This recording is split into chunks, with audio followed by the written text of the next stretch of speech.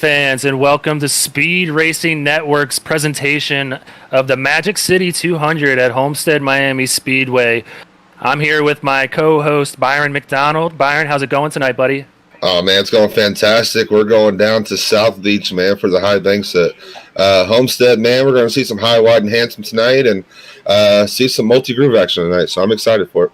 It seems like we can't get enough action in Florida, so we're going to go and turn another 135 laps down in Homestead tonight with the Cup Series boys. Oh, yeah, it's going to be a great race. You know, tires, man. It's going to be the main thing tonight. Luckily, these guys have unlimited sets. It's a matter of when you get them and how long you can hold on to them. And we're just now coming off of running a long race at Daytona Speedway, and I'm sure there's a lot of guys with some hot heads still coming out of that race, and it's going to be a lot different action we're going to see here tonight, isn't it? Oh, absolutely. And these guys got to be patient tonight still. Just take care of their equipment and take care of their tires again. We're going to talk about that. We're going to see guys move forward to the front. Yep, couldn't agree more. So let's go ahead and give the breakdown like we always do every week. This is a 20-week season that we're going to see these guys racing. We're in week 6, like it said.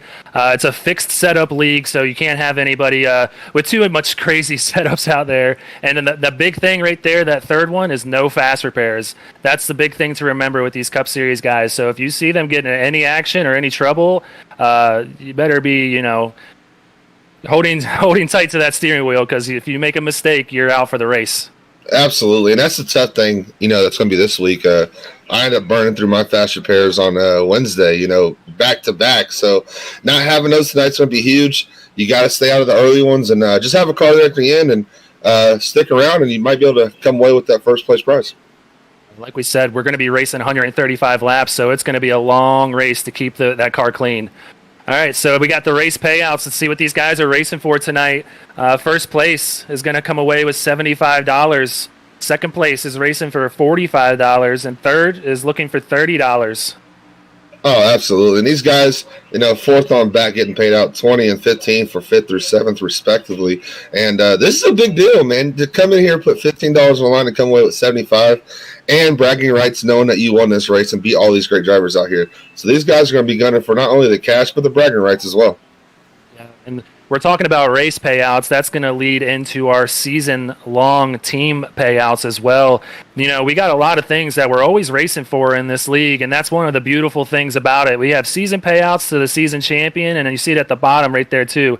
Team championship gets a $300 payout as well. So if you come out and you win this season in your first place, you're going to come out with $1,000, man. $1,000 for being the champion of Speed Racing Network's Cup Series. Absolutely. It's just awesome. These weeks are counting down, as we said. It's getting close to that playoff time, and we're going to start finding out where that cream is rising, and those guys that are going to be below that cutoff line got to have a sense of urgency, as well as those teams that are kind of struggling a little bit right now. Yeah, and second place isn't going to walk out with not much either, so they're coming out with $600 for second. Third is going to get $350.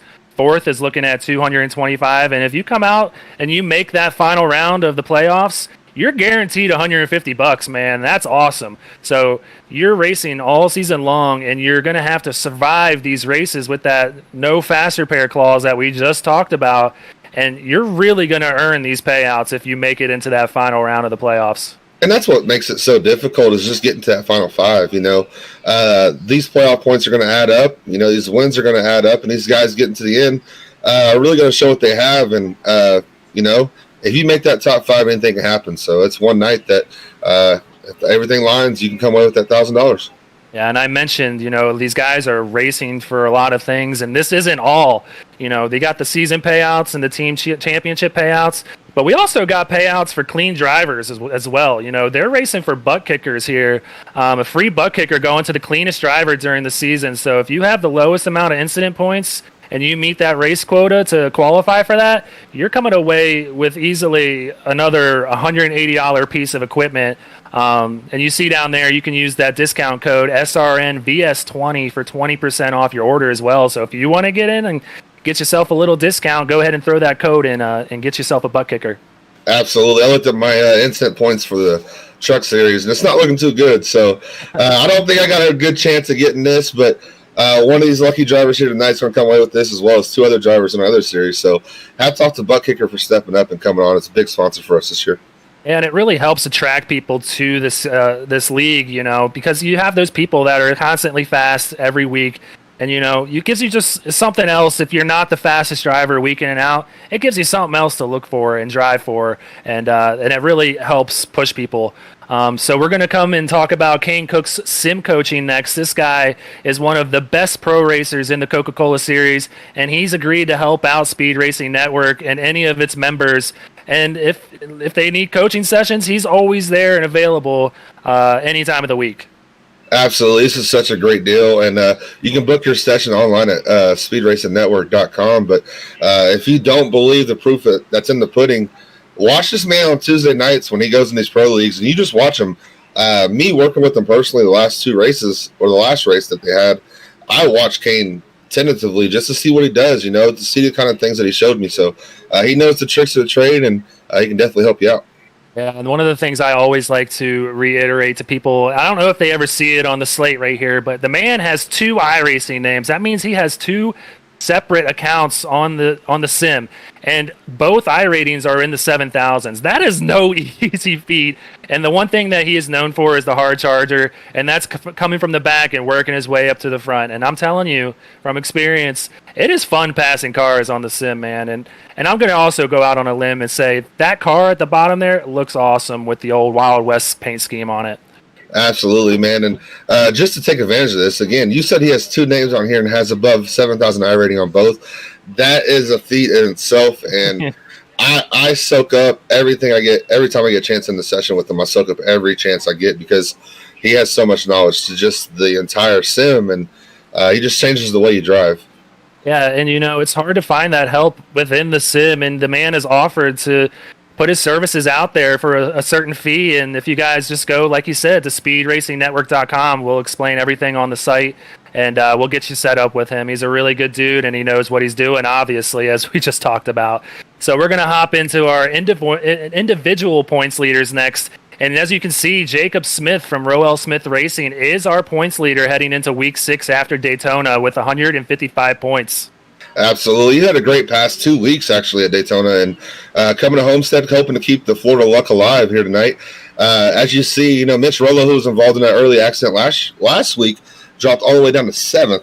He's been Mr. Consistent leading up to this race. I'd expect him to get back to this as well tonight, as well as Timothy Latham, who's been our wins leader so far this year. I expect to be him up front as well this week as well.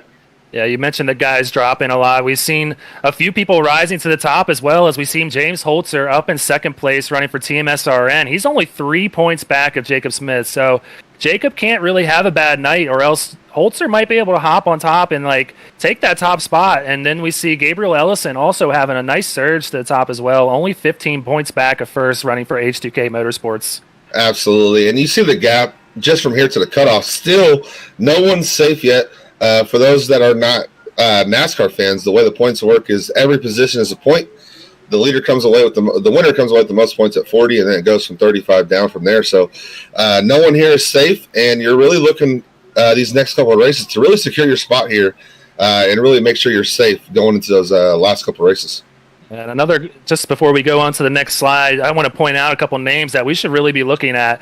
Ted Rekich there in 5th place. I had a battle with him last week, and that man is due for a win. He is surging to the top, as well as Alan Dobbs. He was running up towards the front too at the end of that Daytona race. And then we got Jake Rowell down there in 11th. And I'm really hard pressed to believe that Jake is an 11th place car in these team standings. So I expect to see him working his way to the front tonight and working a lot with his teammate up at the top, Jacob Smith. Absolutely. And I want to point out as well that Revved Smith Racing there with 4 drivers in the top 15 as well. So they're having a great team thing. And I got my eye on Dean Brummett tonight. That's going to be my pick tonight here at Homestead. Yeah, it's not a bad pick, seeing what he did on Thursday with the Xfinity Series and that 3-car. All right, so outside the cut, where you not want to be, leading the charge there is Brad Herman, running in the 16th spot for Broncos Motorsports. He's only 8 points out, so not too bad. Greg Wellen, who's looking like he's going to be a contender tonight. He's number 1 on the practice charts right now, running in H2K. He's only 12 points back. And then Brandon Browning, another one that was there with me last week. He finished third last week at Daytona, so he's definitely got some momentum heading into Homestead.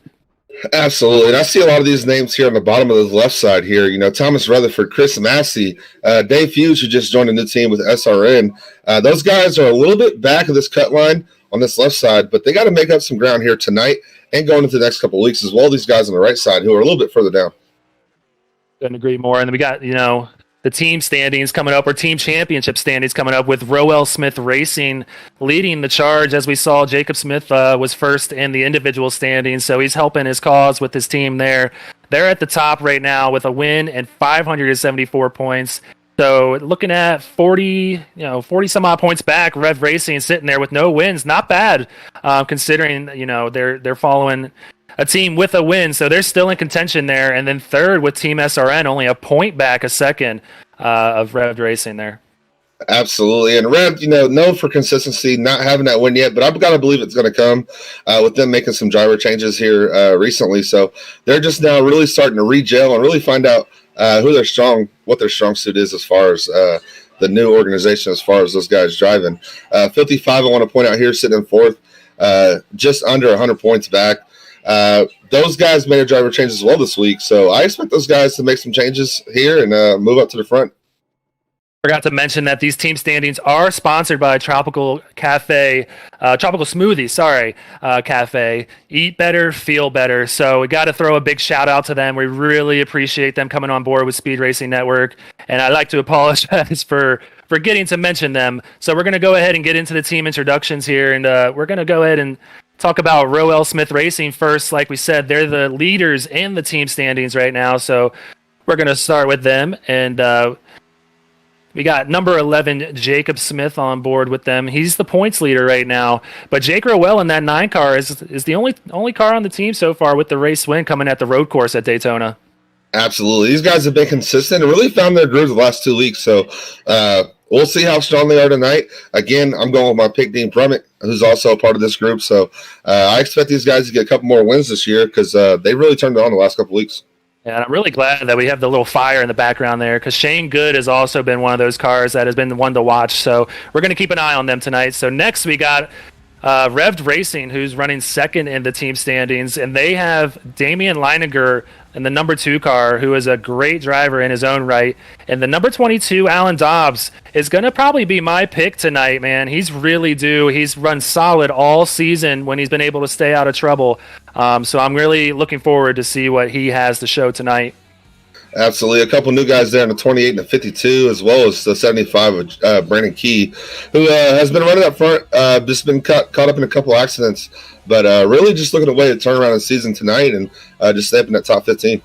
Yeah, we've seen a few changes with Revved Racing, so I'm excited to see what these new guys can bring to the team, and hopefully they can get the ball rolling and maybe make up some ground on the leaders of Revved Smith Racing. So next up, we're going to have Team SRN, the hometown team, as people call it. They're going to be, fielding a new car there in the number 14 of Dave Fuji Jr. Excited to see what he can do with the new team. He's been running in the Cup Series, but as an independent, so I'm excited, He's it's an adjustment when you have more people in the Discord than you're used to, and you have to work with people that you're not totally used to doing all the time. So it's going to be a change for him. And in the 23, you got Scott Kalal as well. Absolutely. James Holtzer there in the 42, who's been Mr. Consistent there, sitting in second in points. And Ted Rekich, who you said is due for a win, they're filled the 91. So with the addition of Dave Hughes Jr. here, who's been running consistent there as an independent, I expect Team SRN to be a contender here, sitting in third in points right now as a team. And they got these guys rolling here with James Holtzer leading the way. Yeah, well, like I said, they're only a point back of Revved, so they can definitely make up some ground today if they just put together a good race. All right, so my next favorite team right here, I just love the little animation with the Filthy Five Motorsports. They had a little bit of a change this week, too. They added Landon Lacey in that number 24 car. He's going to be on a new team. So like I said, it's always a big change whenever you're running with new teammates. and you're having to get used to that dynamic and, you know, working with other people and sharing strategies as well. And Timothy Latham in there in the number 5 car, he's been really solid all year, but we've started to see him fall a little bit in the standings. So I'm curious to see if he can really start to get that momentum back that we saw at the beginning of the season. Absolutely. Got caught up in a wreck last week there for Timothy Latham at Daytona, but I think he's going to get back in the groove, and I expect him to be up in the top 5 tonight, leading this team because, you know, you got Kyle Spees, Brandon Browning there in the 48, Oscar Jensen in the 41, who's been consistent, and I'm excited, like you said, to see what Landon Lacey brings to his team. Yeah, we'll see if Mr. Latham can turn that momentum around and stop the fall in the standings. So next up, we're going to have Bronco Motorsports, who's led by Chris Massey, the captain of the team.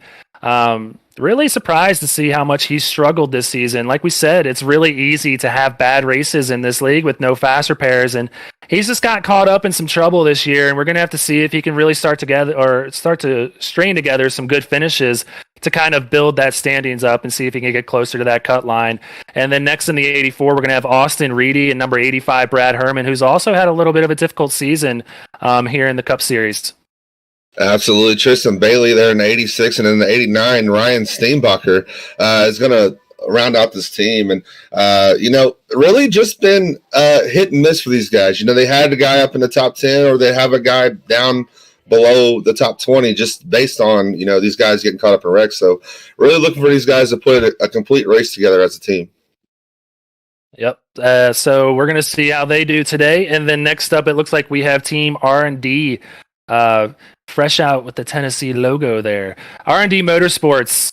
All right, led by number 4, Thomas Rutherford. He's been a veteran in this league, and people know the name very well. He was up there in Daytona running up towards the front before he got caught up in a big one last week, so he's going to be looking to change his momentum. And number 8, Justin Boyles, was also one of the cars running up towards the front, maybe towards the middle of the race last week, so he can definitely do it tonight as well. And number 55, Jordan Sailors, has had a really good season as well. We're going to see if one of these guys can put together a win today. Absolutely. And you see Mitch Roll there in the 96 with the win sticker. He's been Mr. Consistent all season outside of last week at Daytona, so I look for him to rebound this week as well. David Duke there in the 78. This team has just been one of those teams that hasn't really put together, you know, a full week yet. Again, much like Bronco Motorsports, we're looking for these guys. We see these guys' names that we know that can run up front. It's a matter of staying out of trouble and just being there at the end. Yeah, we're going to see how they do. And another team that has struggled in the season standings so far. Like we said, plenty of time left to get things turned around, but we're going to go ahead and talk about H2k Motorsports. 4-car team led by Gabriel Ellison up at the top there, number 27, and the 30 car of Michael Spengler. Two names that are looking to make a name for themselves within the speed racing network. So excited, you know, to see, like I said, man, we got a lot of time left in this season, and at some point you're going to have to turn the momentum around. So we're going to have to see if H2K can get it going and see what they can do tonight. Absolutely. And Joseph DuPont there in the 88 actually had a good run going last week. I believe he got caught up in a wreck there towards the end. Not really remembering where he finished, but Greg Wallen there in the 94. This is really one of those teams, again, really their issue has been showing up to races as far as points-wise, but hopefully these guys can all get together and really show up tonight. Yeah, real quick, like I said, they want to get the momentum rolling. Right now, we're looking at Greg Wellen. He's got one of the fastest cars on track, and Gabriel Ellison has a top 5 car, it looks like, too. So tonight might be the night for these guys. So next, we're going to go ahead and talk about our independent drivers who we got. A few of them out there. It looks about like 6 or 7. We got Bobby Brill in the 3 car, Bo Tiffany in the 13. Danny Setzer running tonight up from the Xfinity Series as well with Bo Tiffany in that 17 car. Curtis Young, another independent driver running up from his series in that 19 car as well.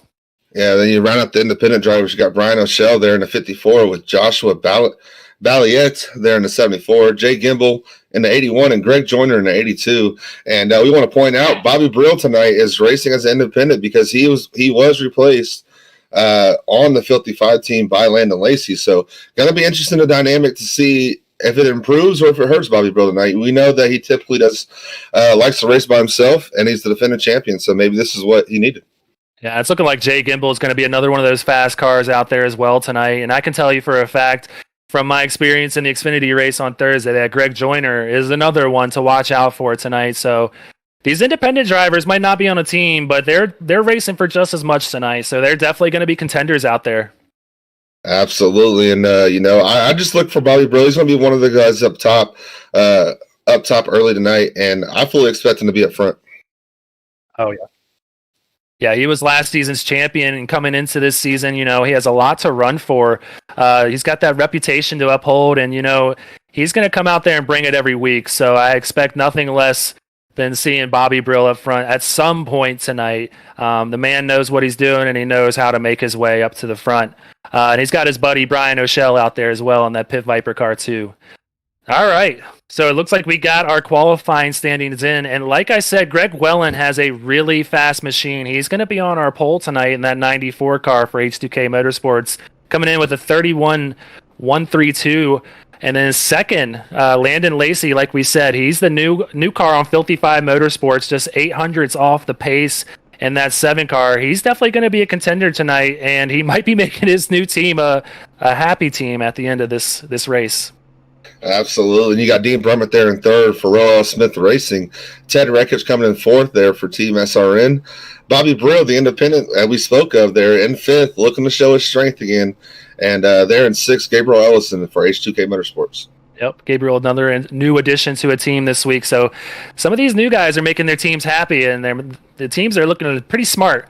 Seventh, we got Austin Reedy in Bronco Motorsports. He's running that 84 car. And then we got Revved Racing's Brandon Key in 8th place. 9th place, we're going to see Scott Healy running for RSR in that 64. And then Timothy Latham, one of the cars that we said we want to see turn it around and get that momentum back from the beginning of the season, is going to be starting in the top 10 as well. Absolutely. There, rounding out the top 12 is Ryan Steenbacher for Bronco Motorsports. And in the 12th spot, it's going to be Curtis Young running independent. Yeah, so we got a lot of big names up here, some that are looking to change the narrative of their season, and some that have been constantly running up front towards the season as well. So I'm excited to see what Greg Wellen can do. He looks like he has the fastest car. He's 800s faster than Landon Lacey for that qualifying lap. So if he can keep it together and keep that car clean for 135 laps, that's a sweet-looking car, by the way. I love the pinstripes. I feel like he might be making his way to victory lane tonight, and there's no reason to say he wouldn't. Absolutely, and it's one thing to be fast. It's going to be interesting dynamic to see how much he's able to save those tires, but yet still be fast. But being out front, starting on the front row, definitely can't dislike that with the clean air he's going to have, and going to be interesting to see how aggressive he is to start this race. So the pace car is going to take him out on the track here, just doing one warm-up lap, and then we're going to be going green with these guys. Man, this is going to be a long race that you really got to really control your car, because this is a loose racetrack, so anything can happen. As we've seen on Wednesday and Thursday, we had a lot of accidents at certain points during the races when cars were really starting to dig, and it's really easy to get into somebody and cause a big mess. And unlike we saw we're going to see Greg Wellen take the outside line. That's the preferred line here at Homestead. It's very fast up there. So we're going to see if that continues to be the trend tonight after this first restart. But yes, like I said, we've seen a lot of incidents the last couple of weeks or last couple of races, and we'll see if the Cup guys can keep it a little cleaner. Yeah, it's going to be so difficult with just how loose these cars come off these corners. So it goes from loose to tight very quickly. And you can get into the outside wall really quick and cause some damage to your car. So, again, you got to be able to control this throttle and really just take care of your car and try to keep one to the end. Absolutely. The pace car peels off the track, and Greg Wellen wastes no time. He takes the immediate green, and he's out to a big lead. And we're going to go 3 wide in that second row of cars to start off this race. Hopefully they keep it clean here, guys. Absolutely. Dean Brummett being there on the inside, being aggressive.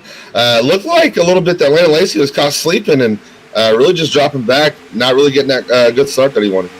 Yeah, he's going to have some ground to make up right off the bat here, and it's not going to be easy to do so. Like we said, Ted Reckich in that 91 right there, he's been hungry for a while now. He wants to get that first win of the season, and we're going to go back a little bit in the field and just to see where these cars really start racing each other and get stacked up.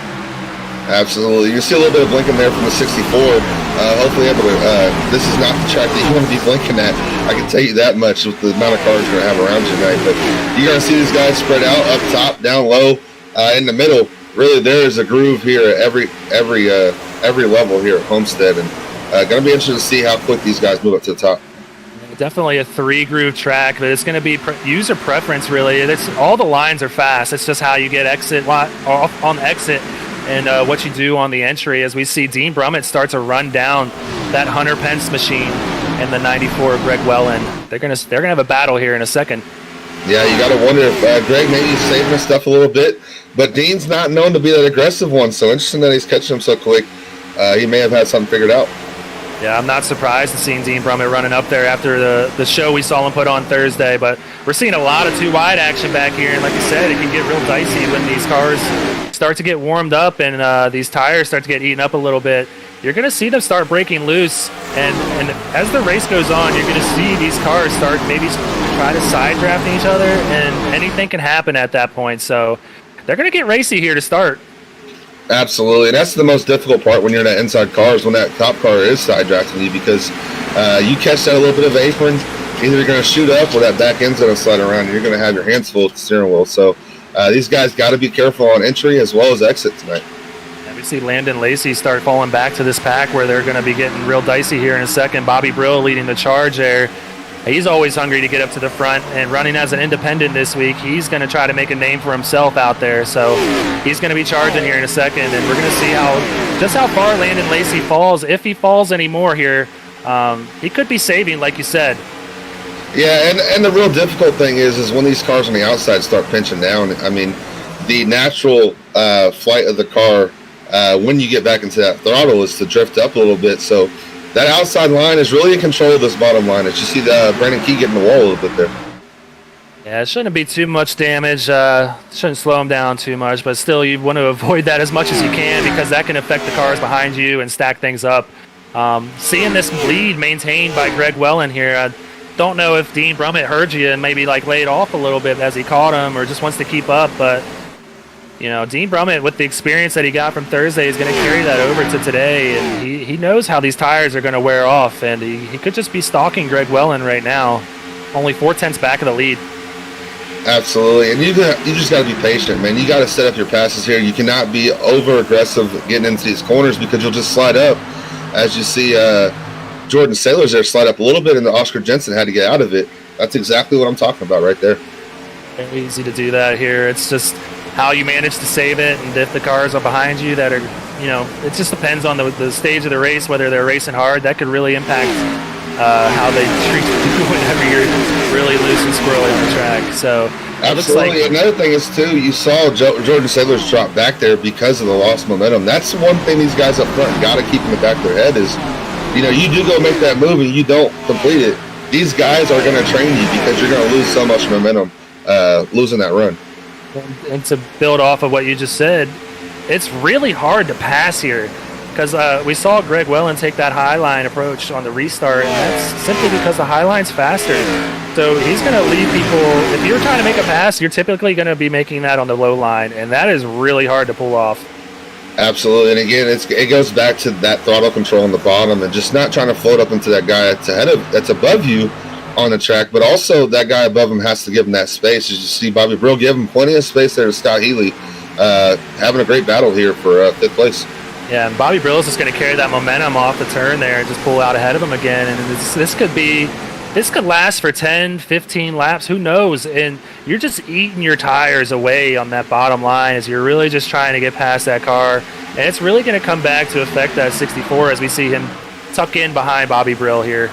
Absolutely, and again, you see he goes to the high side there, but allowing Ellison there to get underneath him, so he could be in trouble here with the possible run of Ellison on the bottom. But again, like you said, if you're stuck below that car, you're going to do exactly like Scott Healy did. We're going to drop back a little bit, and we're going to regather that run and try not to burn these tires up. You see him dive below Bobby Brill there on the inside for fifth place, but not going to make the run again.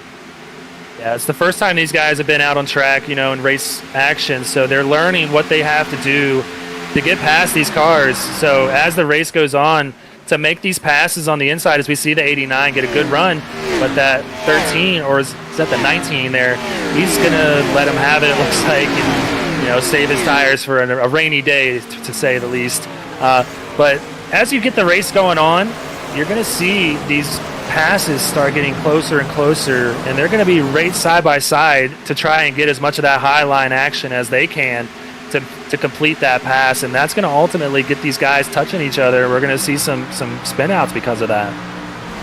Absolutely, and even getting into that wall, you know, if one of these guys are able to get in that wall once they move up, that's just going to kill your momentum as well. So these guys got to be careful on corner exit, but once they move up to that wall as well, staying off of it, but also staying fast.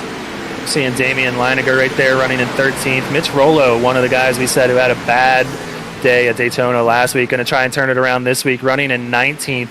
He started in 21st, so he's going to have some room or some spots to make up as he's racing Jake Rowell right there, and Brandon Key and Alan Dobbs, as well as Brad Herman and James Holtzer. That is not an easy pack to navigate through. These guys are all contenders to win this race today, so he's going to be trying really hard here these next couple laps to get past these guys and try to stay ahead of them.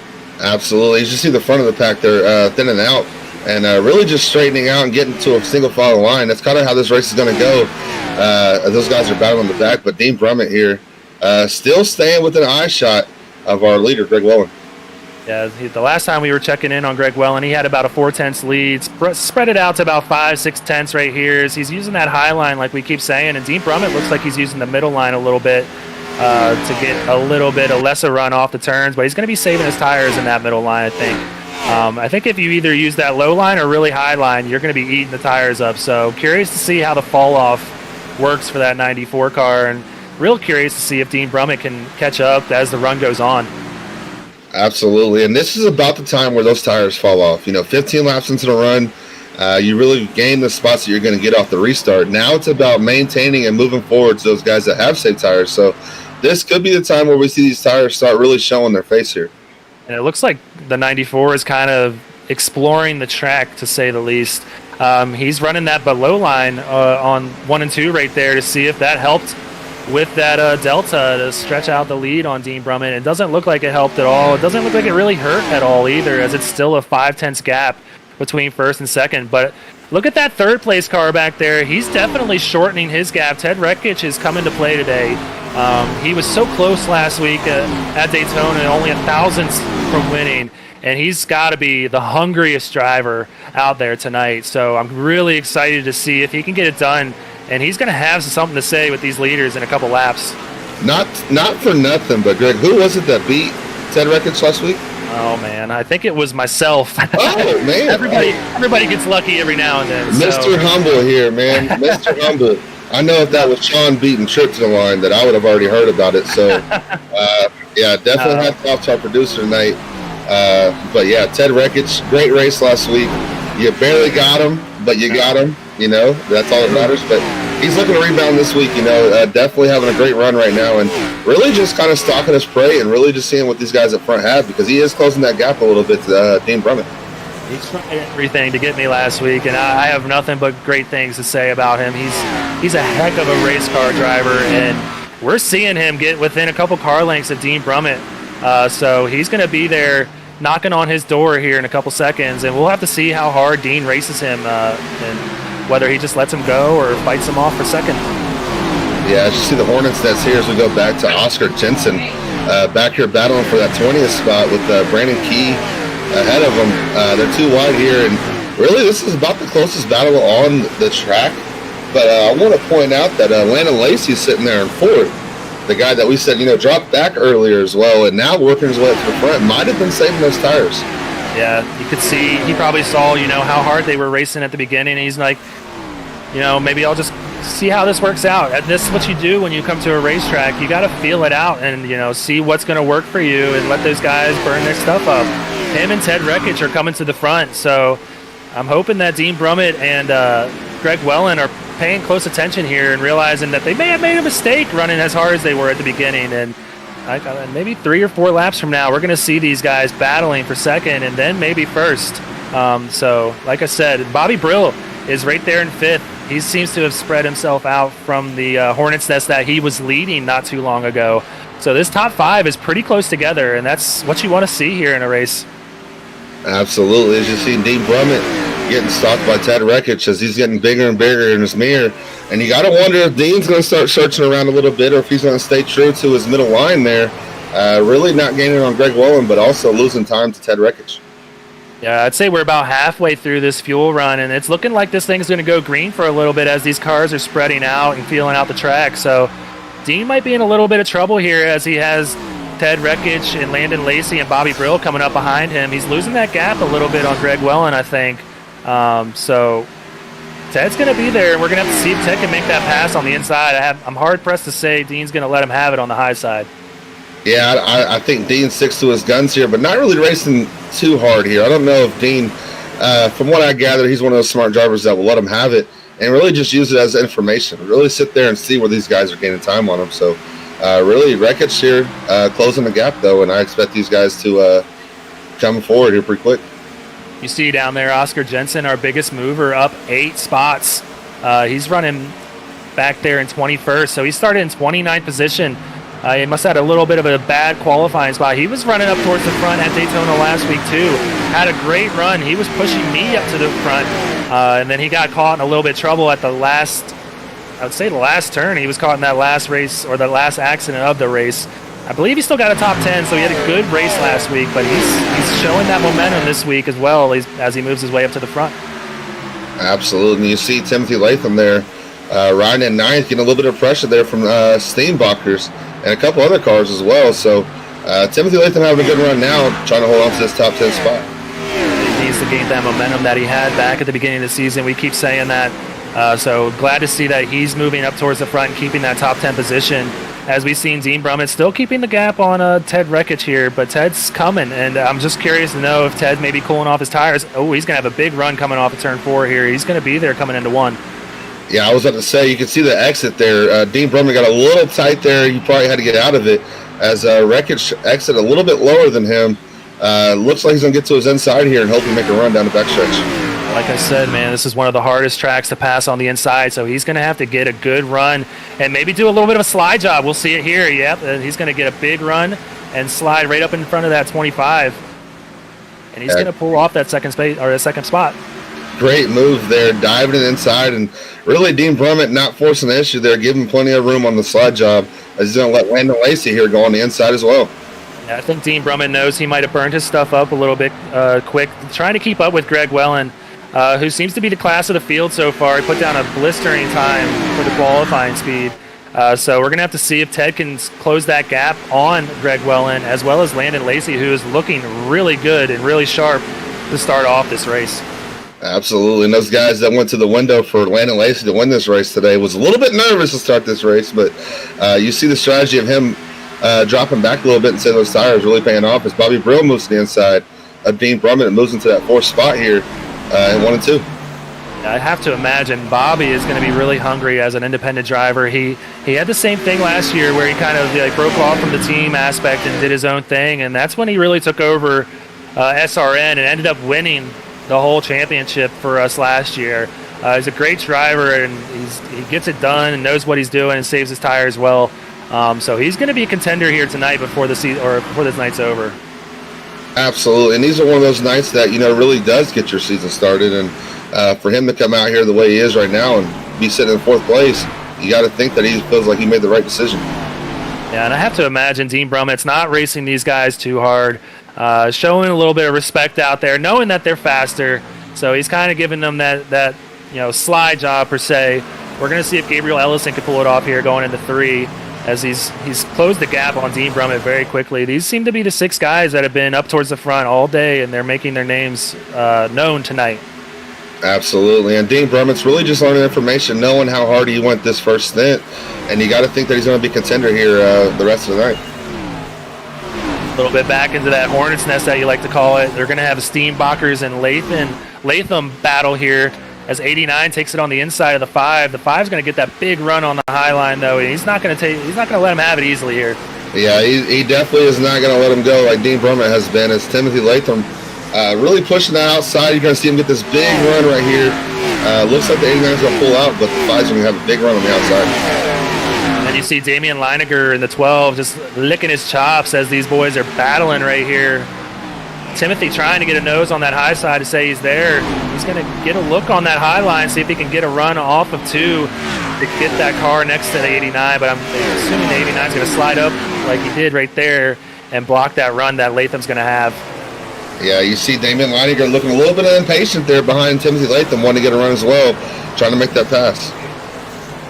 Bronco Motorsports, like the 89 is one of the Bronco cars, and they got 4 cars in the top 15 right now, so they're having a good night to start.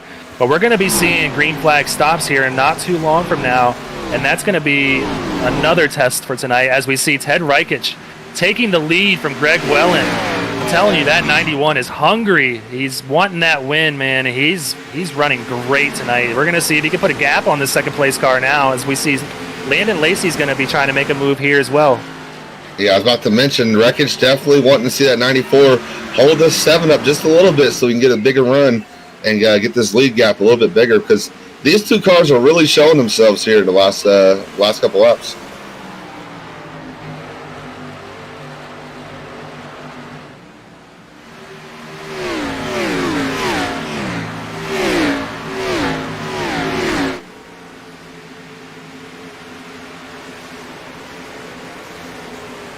Sorry about the technical difficulties. I believe Greg, we may have lost Greg there.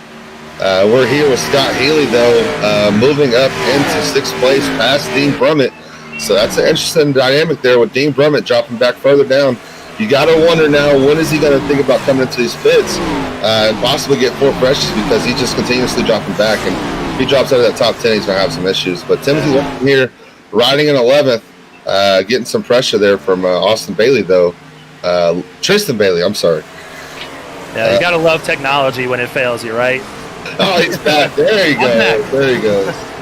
My screen froze there for a second, and I was left with nothing. So, but we're seeing Greg Wellen really drop through the field, just like Dean Brummett did. So I'm assuming these guys just really sent it a little bit too hard at the beginning of the race. And that's one of the things that you have to learn to feel out how you're going to run your strategy, is how hard you can run at the beginning of the run. And I think these guys are really regretting how hard they did go at the beginning, even though they got some laps led out there. Absolutely. And Greg Wellen here, you see, kind of dropping like a rock, dropping back to 4th. Bobby Brill, again, moving into the top 3. One of those guys that clearly saved tires. And we're 33 laps into this thing. These guys have learned a lot. It's a matter of Greg Wellen learning what he has in his first stint and applying it to these other 2, and hopefully be able to get back out front. It seems like Dean Brummett has settled in at 7th place right now. He's got a little bit of a gap behind him between Austin Reedy and himself. So hopefully he's maybe found a spot where his tires can let him just ride it out till he gets them babies changed. But we're seeing that 94, he's not too far from him. So these cars are definitely on the same strategy as far as, the tire wear that we're seeing as the 64 gets past the 94 machine as well. I got to wonder if these guys maybe expected a caution and not expected to go green this much. But, unfortunately, these guys are going green as we get our first car down pit road. It's going to be Curtis Young pulling on pit road. Another car over there as well, getting some tires. I don't know if, didn't know if he was in there for repairs or tires, but he looks like he's getting 4 fresh ones as well. And I have to imagine that's going to pull a lot of these guys down because there's going to be a big time difference from old tires to new tires. On Thursday, I stayed out as long as I could, and I was losing 2 seconds a lap to the leaders and about went a lap down when I finally pitted. So you don't want to stay out there too long. Absolutely. If you're Greg Wellen or Dean Brummett, you got to think it's time to go get them now because I've lost my positions that I've had all race. So if anything, those guys in the top 10, those 2 are definitely the ones that want the tires the most right now. So it's going to be interesting to see when they decide to come down. It's looking like we're going to have Danny Setzer and Jordan Sailors come down as well to get some 4 fresh ones here. And I'm telling you, you do not want to wait too long. So I'm really surprised that the leaders have not noticed that these guys are going down the pits and getting 4 fresh ones, because that's only going to help those guys in the back get closer to the front and make it more competitive. And these guys are going to have some action here soon. Absolutely. And with the way Ted Reckage has saved tires, he could be wanting to run this thing empty, knowing that he has that set of tires that isn't terrible because he's leading this race and able to drive through the field. So I expect him to kind of push this out. It's Lacey, who I have my eye on, that could come down here, short pit him, and possibly make up some time here. So I think Landon Lacey holds the cards right now, being that 2nd place car. Yeah, I'm trying to pay attention to the top 20 on the leaderboard. It looks like all the guys in the top 20 are still on their old original tires. So it's really, we got Brad Herman down pit road, the first car in the top 20 that I was just mentioning. He's going to come down and get 4 fresh ones, and I'm telling you, it's going to be a huge benefit. He's going to be just flying by these cars if they continue to stay out. Absolutely, and you got to wonder if these guys are going to just push to the end and hope for a caution, or if they're going to come down here and maybe possibly short pit to pick up some spots. These guys in the field, though, are battling pretty hard here in the top 10. Some side-by-side action here. The Bronco cars going side by side, trying to stay away from each other a little bit, but Damian Leininger, Damian gets into 89. The 89 looked like he thought he was clear, and he definitely was not. And the yellow flag is out. Mitch Rollo head on into the wall, and these guys are just being collateral damage. Unfortunate there for Mitch Rollo. And we saw Mitch have a tough week last week, and that's not the luck he needed this week. We're going to have a replay here from Sandwich Man Racing Sports Memorabilia. You can check them out on Spotify. It's a great operation they have running there. You can find anything you want, from die casts to shirts to hats, anything. So like we said, we saw the 89 and the 84 battling here, and Damian Leininger was just behind them. Looks like he was trying to get a little bit of a side draft or something here, or a net code there was most likely the cause. So that's unfortunate for Steenbacher there, that he got bit by the netcode bug. And that's one of those things that you really just can't help here in iRacing. Yes, they're battling close, but as you see there, the gap between the two cars, just unfortunate iRacing glitch there, and unfortunate for him. Ryan Steenbacher's having a great run in the top 10. His night's going to come to an end. I'm not sure who that was that hit him, but it was the 86. Was that the 86 as well? Another team car for Bronco Motorsports. We just mentioned they were having a great race. 4 cars in the top 15. That's going to be 2 cars right there with some significant damage. So, tough night for them. And we see Mitch Rollo getting caught up. Hopefully he's not going to have too much damage and can rebound from that. 41 just coming to a complete stop, and that's just what you got to do sometimes. Those cars just bouncing everywhere. Yeah, you're coming to a stop and staring at that mirror and hoping that somebody behind you doesn't hit you. As we're going to ride on board here with Alan Dobbs and see what he got to see. Goes low here and gets it rolled up just in time through the grass. He's going to get a 1X there for going off track, but a whole lot better than having damage on that front nose. Yeah, like I said, no fast repairs tonight. So any of these guys with significant damage, their night's going to be done. Just really unfortunate when guys get bit by that netcode bug, because we like to have really tight racing, as we see that 86 just clobber him. The 89. Hopefully the 89 didn't get too much damage and is not terminal, but that 86 is going to be struggling to get back out on track, I'm assuming. Absolutely. Bo Tiffany there involved as well. We're going to get this sorted out and figure out who's still alive here, but here's the onboard shot of Bo Tiffany coming around to the start-finish line. You see the wreck happen in front of him. Let's see what he sees. Unfortunate for Bo Tiffany. I was just looking, and he was up about 7 or 8 spots from his starting spot, so he was going towards that that hardest charger award. It looks like he didn't get too much damage from that. He was able to get through it pretty clean. So I'm assuming we're going to see all these leaders come down, or they already have, I'm assuming. All right. So we still got Ted Rekich out in first with those 4 fresh tires, and Landon Lacey is going to come out in second with Bobby Brill in third place. So we're going to have a nice battle here. Oh, sorry. They did not update the standings there. We're going to have... Or those wave around cars. Those are going to be the waves. Those are going to be the waves there. You got to always wait a second for iRacing to sort itself out. So these are going to be our leaders when we get back out on track. Just the guys that we saw running up towards the front. And curious to see if Dean Brummett and Greg Welland can make their way back up towards the front, as we saw them fade quite a bit. Looks like Greg's going to come out in fourth there. Yeah. Yeah, the big thing here, is we're going to go to our all-star race here. Greg, you want to speak on that?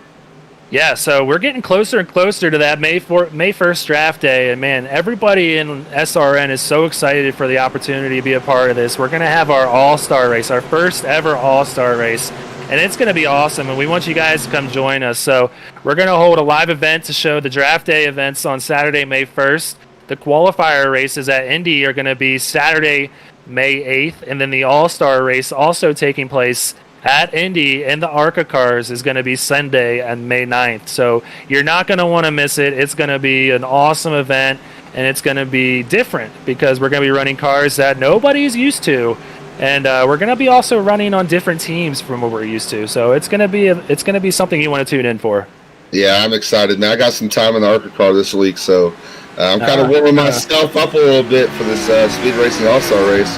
not liking the official races this week, so I spent some time in the ARCA cars. So looking forward to that, man, and looking forward to drop day for sure. Yeah, it seems like it's far away, but it's going to be here before we know it. And we got 4 awesome teams. Danny Setzer is going to be captain of one of them. Sean Griffith is going to be a captain of another. Jason Tripp and Adam Pettit are going to be our other 2 captains. So they're going to be battling to get the best drivers in the league to get that win and the bragging rights that come with it. Oh, yeah, they get to hold on to that for a whole another season. And if our code broadcaster, Sean, comes away with this victory, the other 3 will not hear the end of it. So looking forward to that, man, and looking forward to what team I'm going to end up on. And hopefully we end up on the same team so we're not, taking each other out. Yeah, we're on the same team already, if you guys didn't know. And we don't want to be battling each other, but if we have to, we'll do it. But we're going to see anybody in the wall. It doesn't matter. Well, we're going to see a battle coming to the green here as we saw a lot of hungry drivers working their way to the front. And that number 3 car in 3rd place, I feel like we're going to see a lot out of him as we go back to green. Ted Rekich getting a good jump, but Landon Lacey hanging in there, and Bobby Brill's going to be on the inside of that 7 car heading into turn 1. Look at the guy that's not going to be impatient anymore. As Timothy Latham dives to the inside, making it 3 wide and picked up about 5 spots there.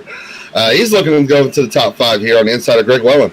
Funny how when you re-rack a field, it just builds your confidence back up, and you just see gold at the end of the tunnel, and he's going for it as he's worked his way up to 4th now. He is charging. Yeah, I think he's been patient plenty enough tonight and got tired of being in that hornet's nest, and now look at him up here in the top 5, battling for 4th. They say the safest place is always up front, so he must be feeling like he might be a little trouble back there. So he's trying to get to the front as he's making an aggressive move here on Gabriel Ellison in that 27 car. Yeah, these guys are looking to burn their tires, but again, you see Ted Rekich out front. Looks like he may be trying to save his tires again. He's not really pulling away from these guys. The front 2. 27 gets a little bit loose there. Timothy Latham going to take advantage. Seemed like he got a little bit of a sandwich action there. Not to reference Sandwich Man Racing Sports memorabilia, but he got sandwiched between the 7 and the 5 there, so he kind of had to work his way up the track. And the 5's going to have a spot there on the inside, but I'm telling you, that's not where you want to be to pass these cars. Yeah, and you got to wonder if Latham's not pushing it just a little bit too hard here as we saw Greg Welland and Dean Brummett drop back. So maybe he didn't see those guys dropping back, and he said, you know what, I can handle my tires a little bit better than you guys. Something they don't. So we're going to see if that pays off for him in a couple laps, see if he can keep gaining ground.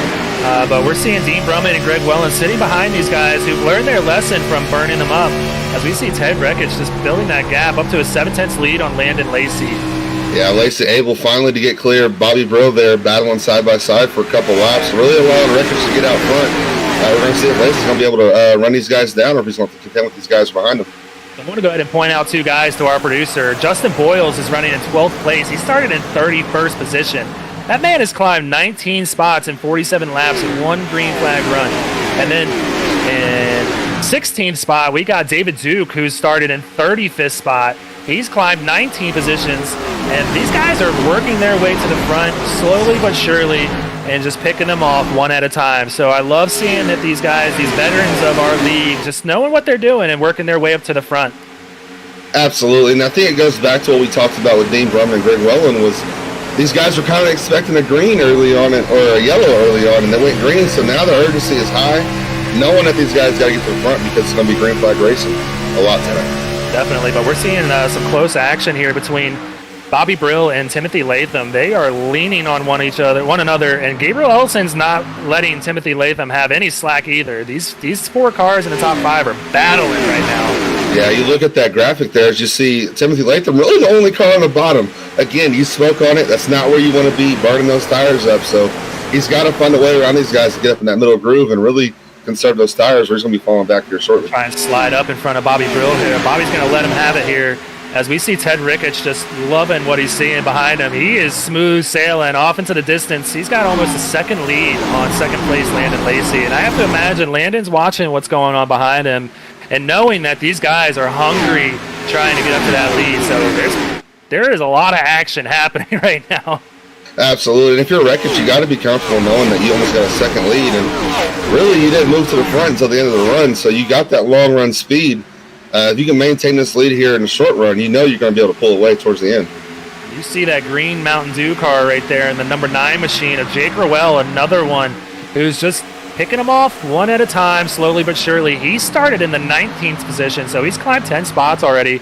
And he's up here running with this lead pack and just waiting for people to make mistakes and taking the opportunities where he has them.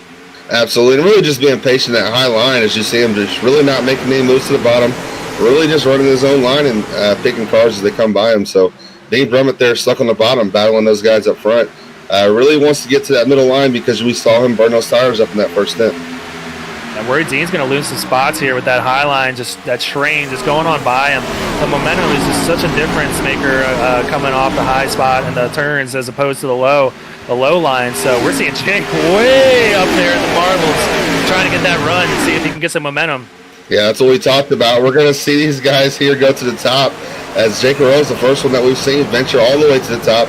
Didn't necessarily work, but Dean Brummett looked like he can slide up in front of Jake Rowell here. Yeah, we got team cars right here. Scott Healy, Dean Brummett, and Jake Rowell. See how they work together. See if they kind of cut each other some slack, as you would expect your teammates to. But at the same time, like we saw earlier, these green flag runs, you don't know how long they're going to be. You can't just be patient and wait for things to just happen. Sometimes you just got to make it happen. So I'm curious to see, since Jake has been climbing so much, if he's just going to sit there behind Dean. Yeah, these guys are lined up here 3 in a row. Really probably having that team communication right now as to where they want to do and where they want to work. And, Dean feeling pretty comfortable here surrounded by teammates. We saw those green flag pit stops start around maybe lap 36. We're almost halfway through this fuel run as well, as they're on the 15th lap of this run. So we're going to be seeing some action take place here as people try to get their spots and move up to the front before those stops have to happen. Absolutely. It's so key on restarts to gain as many as possible and then really just settle in where you're at and pick cars off as they make mistakes, or being able to save your tires and move up as their tires fall off. And that's the big key here is, we saw Timothy Latham being aggressive on the restart. He's the one car I have up in this top 5 that I got to wonder when his tires are going to fall off and how much they are. Yeah, he picked them off like very quickly, but he also had that battle where he was on that low line for maybe 8 to 10 laps. So I'd have to imagine we're going to see some fall off soon, but he's making us look like a liar right now as he's running in third and holding off Bobby Brill and staying with Landon Lacey, who's been in second for a good majority of this race. He is defying the physics of iRacing right now, as I describe it. But having a great run right now in third and really not losing Lacey and not losing touch of his front back. So really settling in and really kind of just riding around and biding his time. I'm really curious to know if Ted Rekich is kind of easing off his little gap there, as it's stayed around a second. So we're going to have to pay attention to see if Lacey can catch back up to the leader or if they just keep that gap the way it is. But we just saw back in the pack, it's getting tight. It might be single file, but it is bumper to bumper back there. And these guys are going to be leaning on each other, maybe trying to make someone move out of the way the hard way.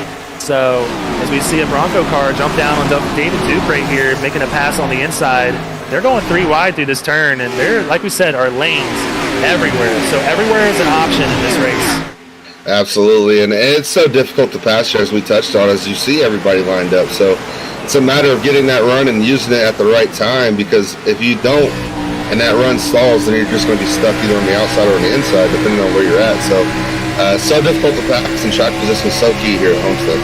And we're on board with Scott Kalal. As you can see, that Bronco car just got a huge momentum off the turn, and there's nothing you can really do about it except try to preserve and defend what you have and jump up as early as you can, like you saw Scott do there, and kind of block that run of the rest of the pack behind him. So we're seeing some more big movers, though. Alan Dobbs started in 20th position. He's up to 10th.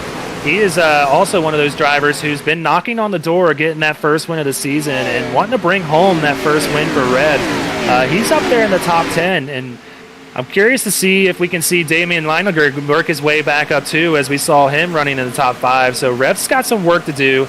Hoping his damage isn't going to throw him off too much, but he's running back there in the 29th position right now, a little bit off the pace, it looks like. Yeah, Alan's having a great job, doing a great job tonight. And a lot of these guys really have been patient. The guys that started in the pack, they've been patient, got to that first caution, and really see these guys move to the forward and really see what these guys have. As Timothy Latham sitting here in third and really not being challenged by Bobby Brill. Yeah, I have to imagine a lot of the drivers saw, Dean Brummett and Greg Wellen take off on that big lead and then fall hard.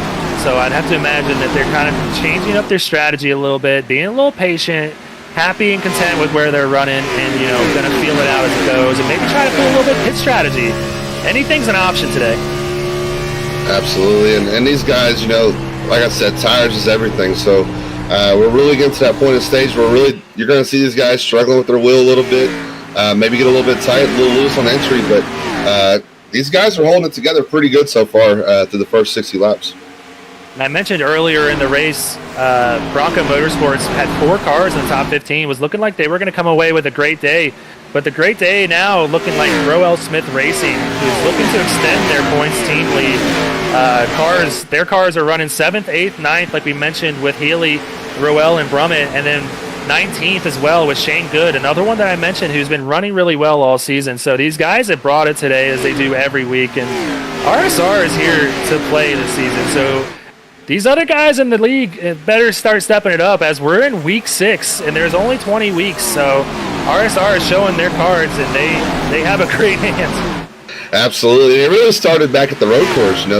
Jacob Smith dominated that race, and really they just really found their groove there. You know what I'm saying? And he's the points leader now, and really it's showing here as he's sitting in 22nd, having a solid night tonight. Look forward to him moving forward as well and joining his teammates. But Revved Smith Racing's all together just had a great season these last couple of weeks. Yeah, he's going to have a solid night if he plans on keeping that individual point standings lead. He only had a 3-point gap on that second place car, so 20 seconds not going to cut it tonight if he plans on walking away from Homestead with that first place position still. Yeah, I just seen Dean Brummett here. Oh no, sorry, Brandon Browning under fire here, getting passed by Chris Massey. Just having a great run so far. You see the 24, that's not Dean Brummett. That's what confused me. The 24 there threw me off. Oh. It's the same, and it's the same font and everything, so we excuse it.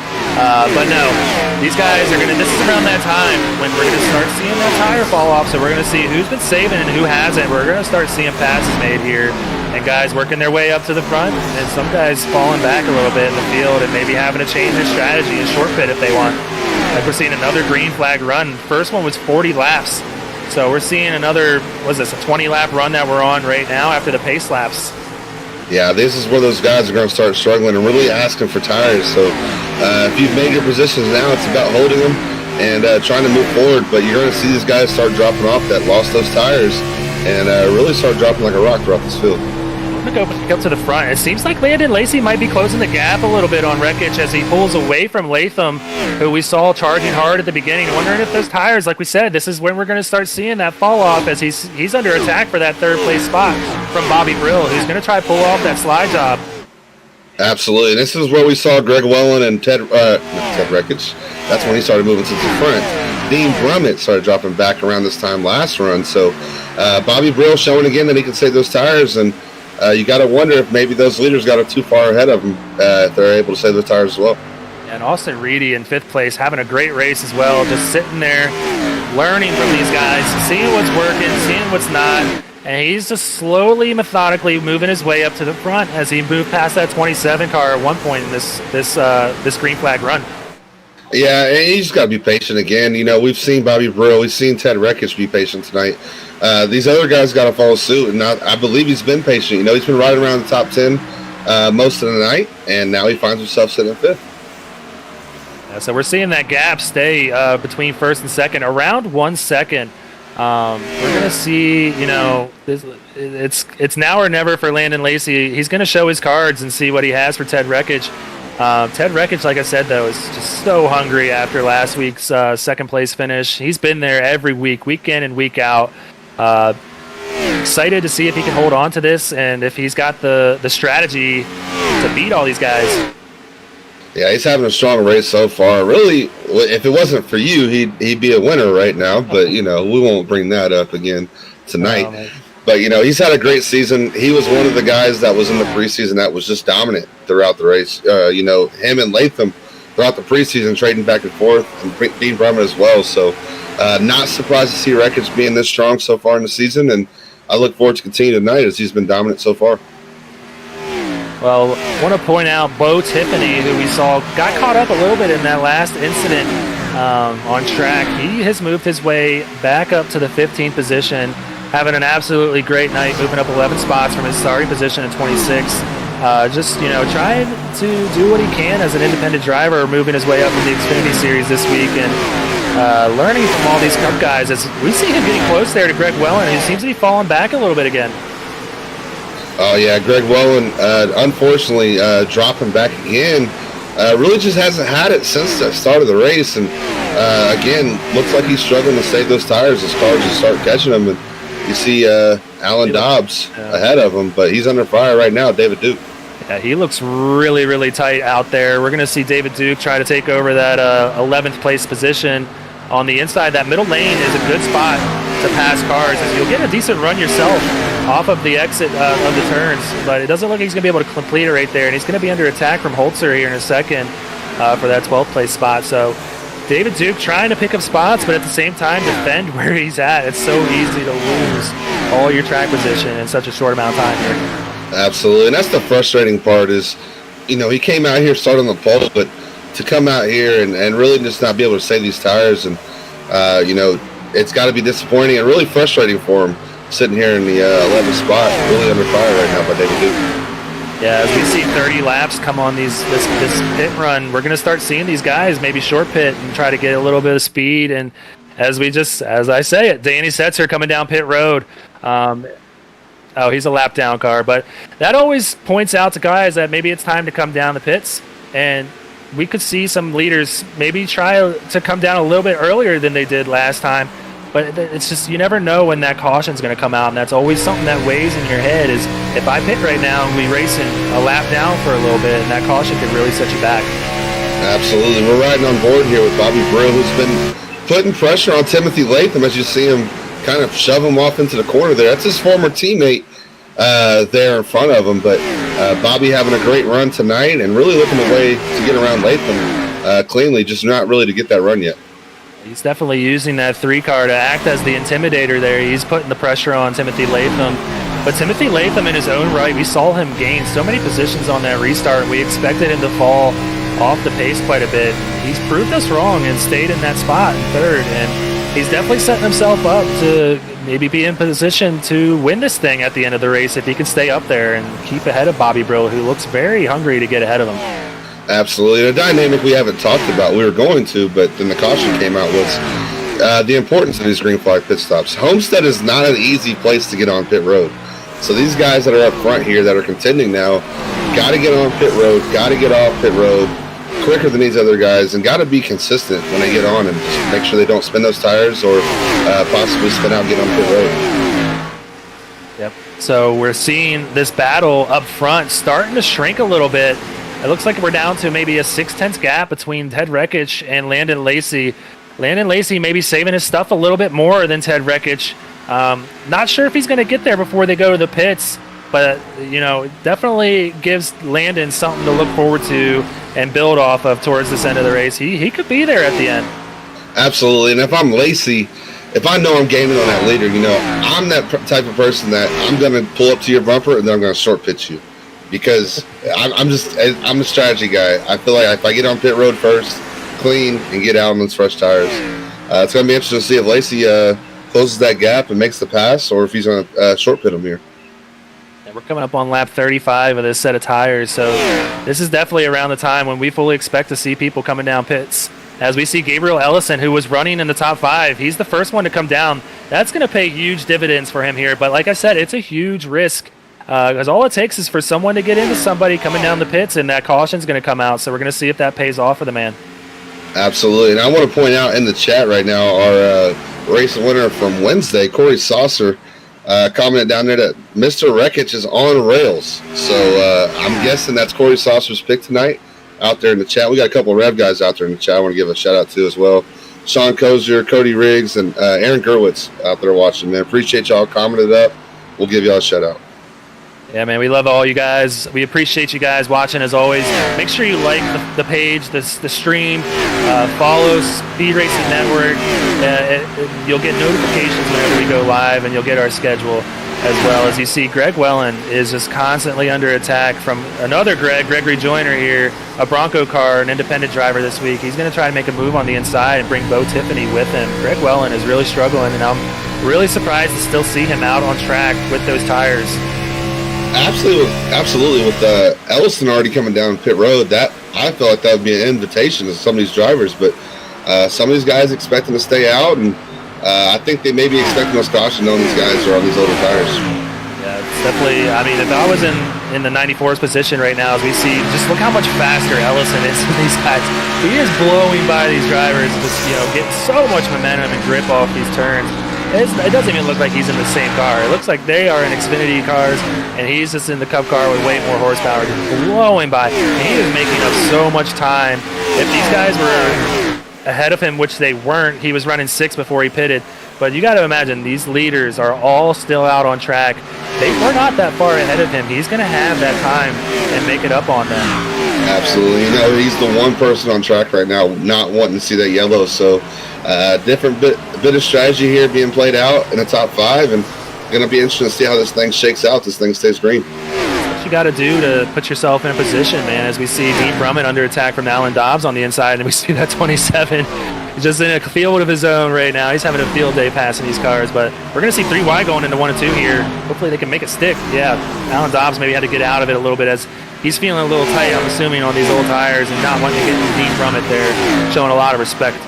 There's nothing like having 4 new shoes on your car, man. Let me tell you that right now. As you're seeing it pay off, is Bobby Brill still putting Timothy Latham under pressure, but yet has still not been able to get by him. I like it because we break away from these guys for 5 laps and we come back and it's nothing has changed. Bobby Brill is on the bumper of that 5, and that 5 knows he's there, and he's not wavering at all. So Timothy Latham is holding his own up here in 3rd place, and Bobby Brill is just trying his hardest to get by him.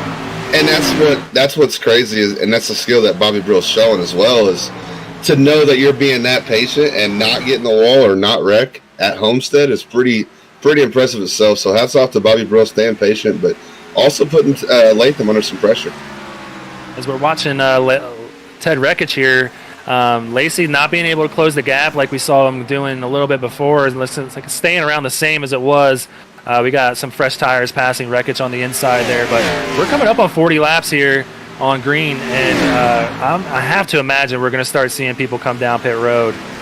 Yeah, as you see that car of Ellison already working his way past the top 3, so that just shows the time he's made up now. So when these guys pit, he's already unlocked himself when it comes to these guys in the top 3 as Bobby Brill moves into that 3rd spot. And finally, Latham, you see, starting to drop back a little bit. It just blows my mind that, these guys see how fast, as we see Austin Reedy, he got the message. He's seeing those tires and how fast they are right now. He's going to come down pit road, get 4 fresh ones. We're seeing a few more follow in behind him. Justin Boyles, who's climbed a bunch of positions tonight, he's going to be one of the first cars to come down as well to get 4 fresh tires, and it's going to pay dividends for these guys.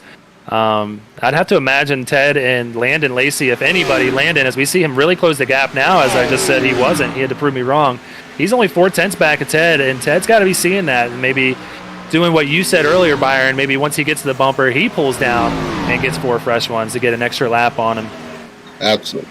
As Ellison's coming around, Lacey there about to unlock himself here. So the caution does wave now. He has no issue. You got to wonder if these guys are feeling that pressure coming down, getting the pit stall and get those 4 freshies, because it's so difficult to ride around and seeing these cars go so much faster, but yet you got to stick to your strategy. He just made that look so easy. I'd have to imagine we're going to see Gabriel Ellison cycle out as our leader. That's going to change, though, as the laps go and his tires are more worn than our leaders. That time's going to come back, but he is definitely setting himself up for that, possibility of having that caution and being in the front of the field with the track position. Absolutely. You just see Brad Herman pull on the pit road there. Spun his tires a little bit there, but able to keep it straight and keep it out of the wall. Yeah, he got down there in the commitment cone. We see Mitch Rollo, who had a little bit of trouble coming into this race from Daytona and having a little... Oh, we see Ted about lose it coming into the pits. Hopefully he was able to get it slowed down there and not speed a little bit. And Timothy Latham coming in behind him. So Landon Lacey is going to be our leader right now, as we see a bunch of leaders come down with them. David Duke, who's also been one of the big climbers. Brandon Browning, Bo Tiffany there, and another one of the Bronco cars. I can't really tell what it is. I think that's Joyner. All these guys, Brian O'Shell, everybody coming down. I assume that we're going to see Landon Lacey come down this time because he does not want to lose that gap that he has. We're going to see him stay out on track. He's staying out, sticking to his guns here, wanting to run it a little bit longer. Maybe seeing himself close that gap gave him a little bit of confidence knowing that he's going to have those long run speed there. He's trying to stretch it out, see if he can make it on this last stop, the end of the fuel run, as we see Greg Welland coming down finally. It shocks me that it took him that long with the fall he had to come down and get 4 fresh ones. So he's going to come out with the same tires. I agree definitely with the fact that, several of the leaders pitted the lap before him. So already behind the 8 balls, you see Landon Lacey going to pull on pit road here. Let's see if he gets to slow down enough. It's one of the trickiest pit roads to get on because you do not have a lot of approach to get down off the track and slow down and load up, and also not get run into the back of from these other guys. You want to make it perfect, and it's so easy to screw up. So we're going to see Bobby Brill cycle out to the lead here and lead some laps as his first race as an independent driver this year in SRN. And he's got to love that, but he's also got to be paying attention as the 91 just blew by him there. One of the guys he was battling with in the top 5. Yeah, and that's got to put a sense of urgency here for Bobby Brill, unless he's planning on staying out here longer, as he's going to dive on pit road here. As you see that transition from the racing surface down to pit road is just so difficult because that's where you usually spin your tires right there. So hats off these guys getting them loaded up and getting to pit road. As you see Alan Dobbs, James Holtzer diving to the pit road. These guys having great runs and going to get 4 freshies. Yes, sir. So you had a few of the RSR cars come down as well. Maybe they're all running the same strategy. But I have to imagine just about everybody's going to be on fresh tires as we cycle around. Scott Kalal, one of the last ones to stay out with Brandon Key as well. Trying to get those points if they can to lead a lap. We do count bonus points for laps led here, so it definitely goes a long way if you can stay out and lead a lap. So we're going to probably see these 2 guys come down together here, which will be interesting. Yeah, it's just dynamic here. Brandon Key slides it. Oh, he's able to save it just in time. Not get the inside wall again, showing just how difficult it is to get down here at Homestead. I saw those guys come down side by side, and I had a feeling that was going to be a really difficult feat because it might not look that narrow, but that pit entry is super narrow, especially with the degree of turn that you're coming off of. And it's just, it all adds up, and it's so easy. We've seen literally every car come down and kind of break it sideways. So we're going to see, like I said, we're going to see Gabriel Ellison cycle out to the lead. He just had such much faster car, and he pitted so much earlier than these leaders. He was picking up at least a second and a half each lap on these guys, and he's got a big lead right now. Yeah, I think he's fully expecting to make this on one more stop, and that was his plan, was knowing that he can kind of short pit here and still get into that window of making it to the end on the next stop. So gonna be interesting to see how long he can hold this lead and just how much that gap can hold up. Yeah, I'm hearing he has a 6-second lead on second place right now. So I was saying earlier, like it definitely evens itself out sometimes. If you pit early, you get those faster laps and you do gain that time, but then these fresh tires come out. That's a big delta to cover for the second and third place cars who were leading this race the whole time. And knowing that lead is as big as it is, they're going to be pushing their cars even harder. As we see the track map pulled up, he's exiting too as they enter 1. That is a huge gap.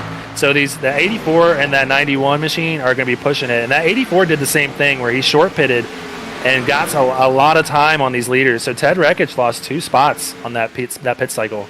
Absolutely. And Austin Reedy there sitting second has a 1-second lead on our leader coming into the pit cycle, Ted Rekich. So Rekich got some time to make up, and you got to wonder if his tires are going to burn off trying to get back up to these to Ellison here with that 6-second lead. I have to imagine he's got his relative pulled up, and he's going to be seeing that lead chip away. So hopefully Ted is not going to overdrive it too much. As we see Timothy Latham cycle out in 4th place, and Landon Lacey losing a spot to Timothy Latham. He's going to round out our top 5 as all these green flag pit stops cycle out. Yeah, as the green flag pit stops have cycled out, I kind of want to give you you got a special shout out and a special request in the chat. I don't know if you're up for it. Oh boy, I don't have the chat pulled up right now, so I can't see. Jovi Saguped wants a moo for your victory at Daytona. Moo! For those that don't know, yeah. His sponsorship is the Moo and Brew, correct? Yes. And so he won in the cow print car, and Jovi Saggy, we got to keep the fans happy. He wanted to move over the airwaves. Appreciate it, man. You guys have been awesome, man, with my new sponsor. I really do appreciate it. But I don't want to take away from what we have happening on track. We're going to see a battle here because Austin Reedy is running down that 27 machine. That gap is definitely closing. And down to 3-second lead. We saw the track map earlier and how much of a gap he had on him. That's definitely shrunk. And Ted Rekich is hanging in there with the 84. And Rekich has fresher tires than these two leaders, so I'm assuming that Rekich knows what's going to play out. He's just going to take his time. As you see, like that gap is definitely shrunk. Absolutely, and I gotta wonder. Rekich has not caught up to Reedy yet, so he hasn't got there. We've been out here probably about 10 laps since he pitted or so. So interesting that he hadn't caught him down, but again, that shows that he's being patient, knowing that he has that long run speed and the fresh tires. These guys are moving on up. They are going to be coming up to that leader soon. And Gabriel Ellison knew that was going to be the case with short pitting. He knew that he could cycle out to the front. And that's the strategy that you play with the potential of a caution flag coming out and you getting that track position. And that potential is still there. He's got plenty of time to hang on to that lead, but they're definitely coming, these guys. Absolutely. And now, the thing that switches for Ellison here is you would not mind a caution right now because you have this lead. No. And, that cycle has already cycled around. You now have this lead. So that's the whole play of it, of short pit and hoping that it cycles around that you get that track position. I want to point out Brandon Browning. He's definitely moving his way on up through the field. Saw him struggling a little bit earlier, running back in the 20s. He's moved his way up to 16th, so I just want to give him a little shout-out. He's jumped up 16 spots up from 32nd. And Boyles, who we mentioned as well, is running 14th, up 17 spots. And then our biggest mover of the day so far, David Duke, and that Flavor Bomb 78 machine, up 27 spots from 35th. That is one thing at Daytona, okay? But at Homestead, to move up 27 spots, he's having a fantastic day, and I'm hoping that he stays out of trouble and can just pull off a top 10 or even a top 5 to cap off the night. Absolutely. He's having a great run tonight, and that is no easy feat at any track. I don't care what track you're at to move up that many spots and hold it. So he's getting some pressure right now from Jake Roel, but we move up here to Ted Rekich, who has gotten by Austin Reedy and is now in pursuit of our leader, Gabriel Ellison, with a 2.5 deficit for Ted Rekich to make up here. I'm going to go off on a limb, and we're going to see Ted up there in probably 5 laps battling with Gabriel, and I can't imagine Ellison's going to battle too hard with him, knowing that he has the older tires. Yeah, you got to wonder just how many laps it's going to take. It's already down to or he already put a gap of half a second there to Austin Reedy. So Rekich on a mission and looking to get that clean air again. Just to give you some perspective, the last lap, Ted Rekich had a 0.3 difference. He's faster by 0.3 of a second on that last lap, so he's definitely moving. And Austin Reedy and Gabriel Ellison are about running the same times, it looks like. So these boys are coming, and Timothy Latham as well as Landon Lacey. Landon Lacey is putting down 32-second times, as well as Bobby Brill. So I'm imagining that these guys are going to all bunch back up at some point. These strategies are going to all even out as the time runs on. Yeah, you got to remember Landon Lacey stayed out a little bit longer than our second place car, Ted Rekich here. So you got to wonder if that tire difference is going to make a huge difference here as Landon Lacey's trying to make his way back up to the front as well. Yeah, it's just a wild race to be a part of because, you have many different strategies that you can play and many different lines at the same time. It's such a fun track to race. And Ted Rekich is got to be the hungriest driver out there. So he's having a ball, and he's just seeing red right in front of him as there's no other traffic between him and Gabriel Ellison right now. He is going to be there within the next couple of laps. And this has been a heck of a green flag run. And I can't imagine that these guys expected this to be the case today with that first green flag run. And now we're seeing what is like a 60-lap green flag run right now. Absolutely. And really Homestead doesn't make for that as well. That just kind of shows how, I guess cautious or how well our drivers have done tonight because, Homestead is made to get loose and get tight and all kind of cardinals sometimes. So hats off to our drivers tonight, and they're having a great run. It's Landon Lacey. You see how the front of his windshield there. Yeah, we're seeing Timothy Latham start to stalk that 84 back there too. He's going to be coming up here and having a battle with these guys, especially if Gabriel in the 27 does try to hold off in the 91 of Ted Rekich for a little bit, maybe force him to use that bottom line to get by him. That might hold Ted up a little bit and cost him a few laps to get by, but Landon Lacey is probably the fastest car out on the track right now. I'm looking at the times to confirm that. And he's got a 10th on Ted Rekich as well as 2 tenths on Gabriel Ellison right now. So he is the fastest car on track. And we're going to see if he can close that gap. It's a 1 second gap between him and Rekich, and that's who he's eyeing right now. He knows Ted's going to get that 27. So he's trying to just bide his time, keep that car clean, and learn a few things and just be there at the end as we got coming down to 30 laps to go. This race is just flying by with the green runs. Absolutely. And Ellison, like you said, I don't expect him to move by either. If I was him, I'd move to the top a little bit higher and force him to go low and make him work for that position. But Ellison right now, just riding this middle line here and really just trying to hold his own. So let me ask you this, Byron. You've run this race already. Let me ask you, we're down to 30 laps to go as they cross the stripe right now. We're in the pit window. When do you come down? Do you come down early, or do you wait as long as you can with the potential of that caution putting you a lap down? We saw Gabriel get his lap back as quick as he did last time. What's your call?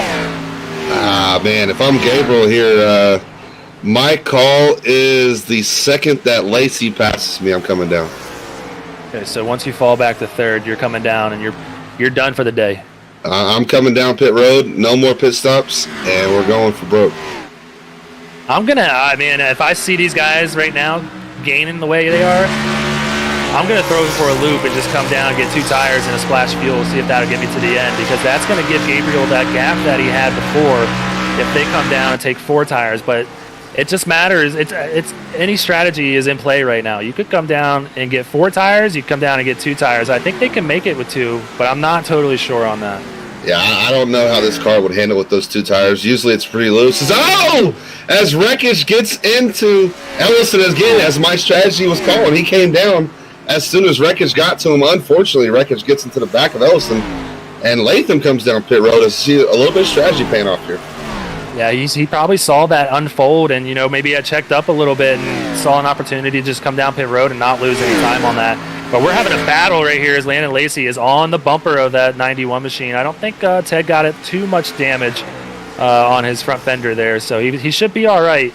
But that's the thing, we try to communicate as much as we can within the sim, but at the same time, you don't want to spoil your strategy and tell everybody that you're going to be pitting here and maybe ruin it a little bit. But we're seeing Timothy Latham and Gabriel Ellison come out right now. They both took 4 tires. Yeah, I'm not surprised. I would not be surprised if Ellison just decided to pull down. Just unfortunately got wheeled up there and Rekich wasn't able to check up. But David Duke, who's our biggest mover right now, is in the pits and looking to make up some more spots as Justin Bullis pulls in the pit road as well. Yeah, our 2 biggest movers heading down pit road. I'm really excited to see how that strategy pays, and I'm imagining it's going to pull off more spots for them in the end. But as we see Ted Rekich here just past the 12 car, who we saw got in a little bit of trouble there. Damian Leinecker, he was one of the contenders early on. That means that Landon Lacey has pulled down pit road. Yep. So we're going to see how long it takes Ted Rekich now, as we saw some people stay out a little bit longer than they were probably anticipating last time. And it looks like Ted is going to set himself up to come down pit road right now.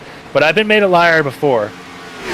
You got to wonder, though, if you're Ted Rekich here, Lacey has got to your bumper, he pitted, and now the strategy, I believe, for him has to be is I'm waiting on a caution. You got the front end damage, you're not sure how bad it actually is, and you don't know. I think you stay out here and run the risk of a yellow coming out. That's the thing, too. We're running out of time to get those spots back, so if Ted, stays out too long and they get a big gap on him, he's not going to have time to make those spots back up unless he does get that caution.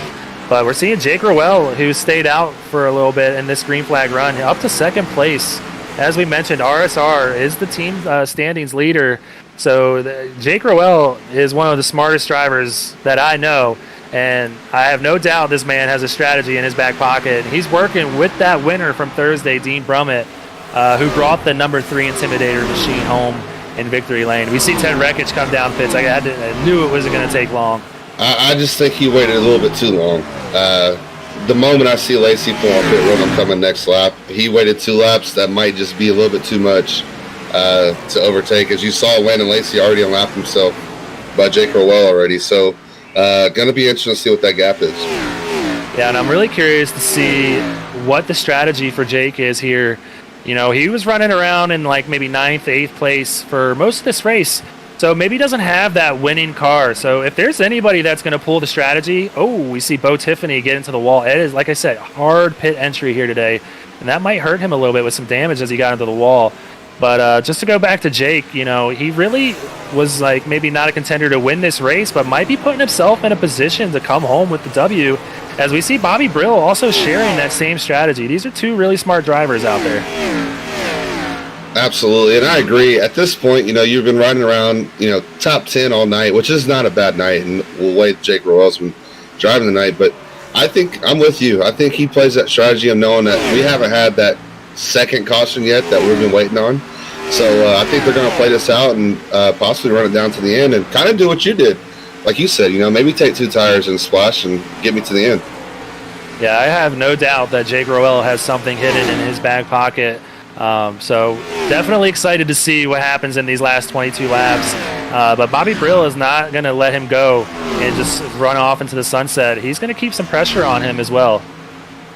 Absolutely. And the one thing that those drivers that have already pitted don't want to see is that caution. So that's kind of the strategy I believe is playing out here is Jake Rowell and Bobby Brill kind of banking on that caution, and those guys that have already pitted say, hey, we don't want that. Hopefully it stays green, and we'll see what these guys are going to do.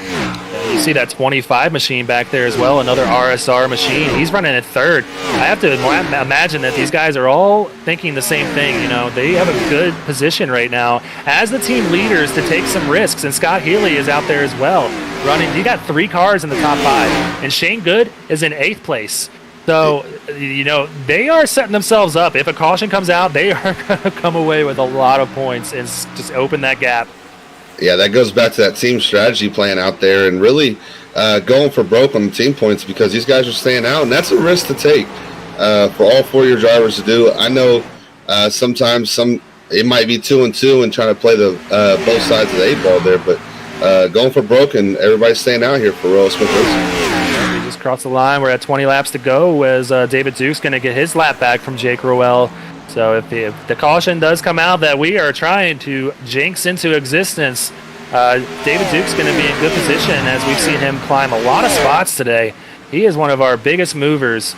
Back in 19th right now, so I'm assuming that that's because of a lot of these cars that haven't pitted. But if they do end up having to be forced to pit, he is going to come away with potentially a top 5 finish after starting 35th today.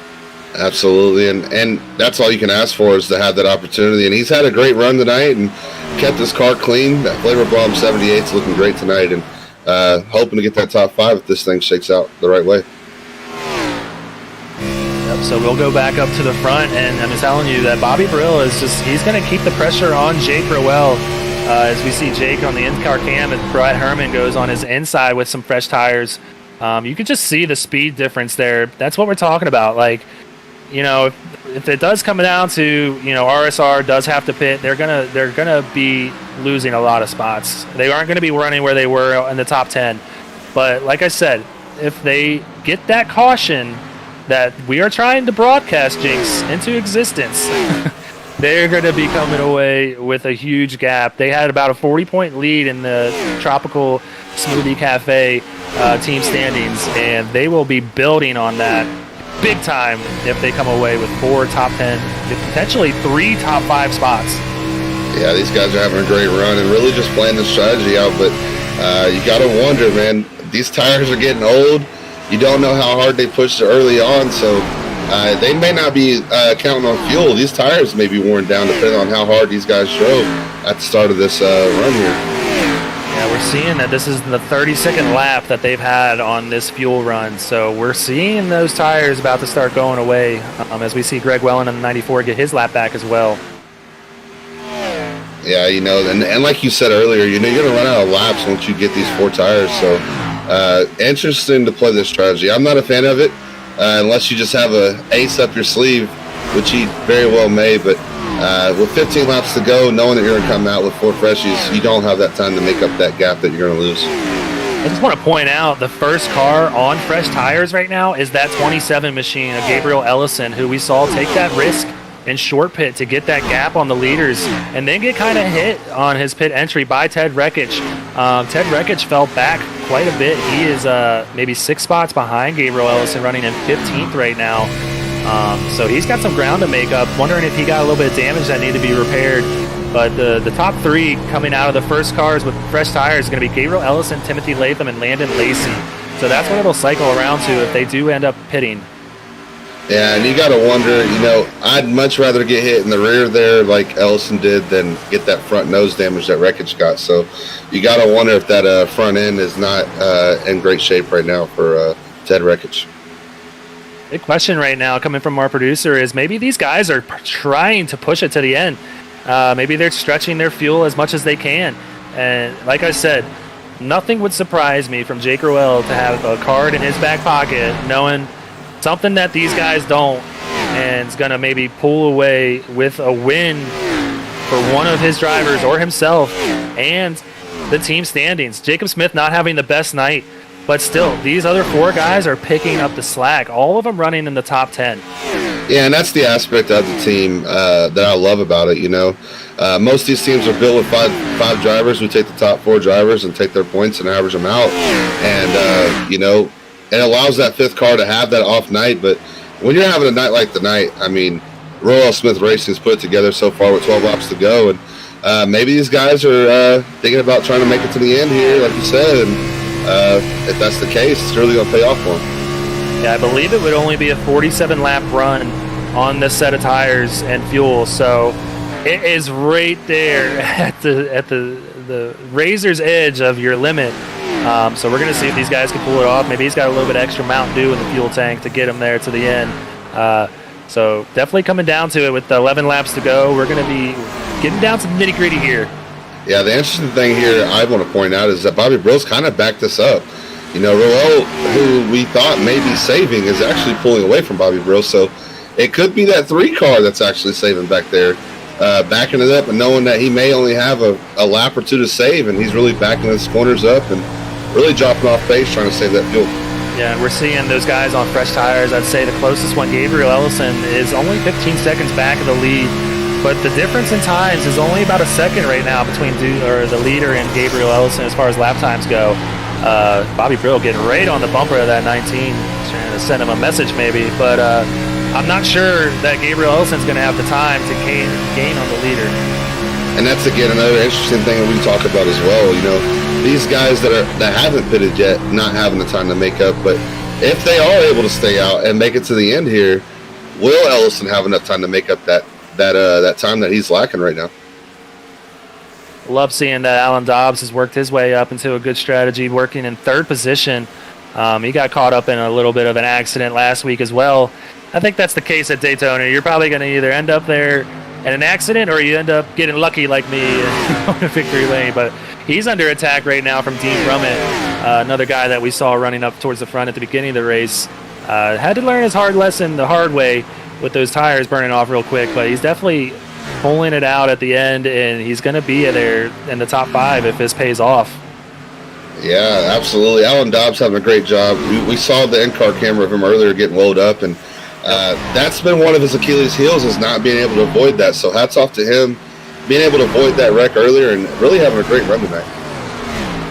As we see these fresh tires really start to get it mixed up, as Brandon Key is one of those guys on older tires. He's trying to stretch it out as much as he can. He ran into a little bit of trouble at the beginning of this race, so he's picking up spots any way he can to get that track position. But those fresh tires are just going to start eating him up. As we see Gabriel Ellison, he's up to the 7th position, still like 13 seconds back it looks like. So green flag laps are not going to be friendly to him if this finishes under green. These guys are pretty spaced out, but he's going to have a battle here with Landon Lacey here shortly. Yeah, I was going to say, he's worried about those leaders, but he's got to worry about that mirror first, as Landon Lacey closing the gap there and looking to make that pass here pretty quick.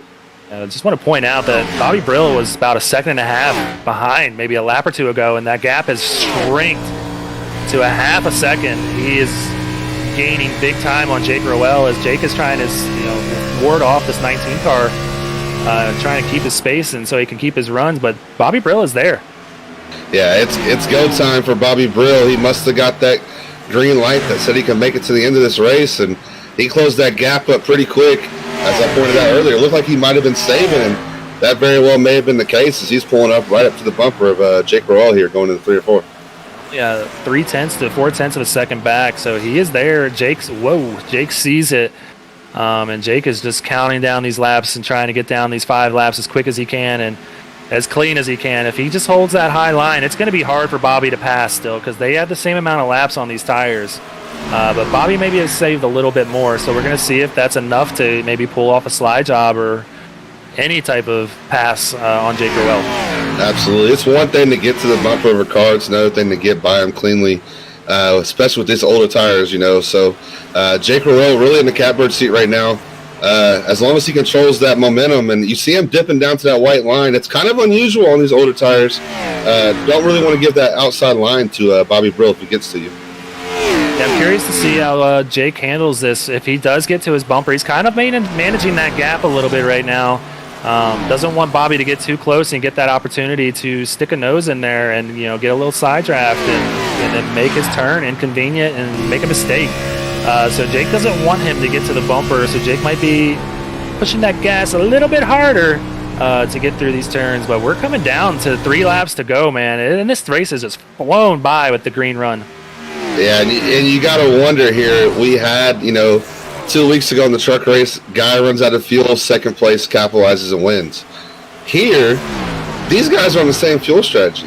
Both of these guys could run out of fuel before the end of this race, so going to be interesting to see who saved and really who has that fuel to the end because Jake Rowell's right now being able to capitalize, sitting out in the catbird seat in first.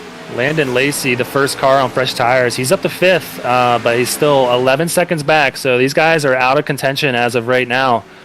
This is what it's going to come down to right now. Jake Rowell and Bobby Brill, 2 veterans of SRN, and they are showing the knowledge that they've accrued from that veteran status. They knew something that these guys didn't, and they stayed out, and it's going to pay off if they make it to the end here with 2 laps to go. Absolutely, and Jake Rowell is just watching that fuel and making sure that he can make it to the end.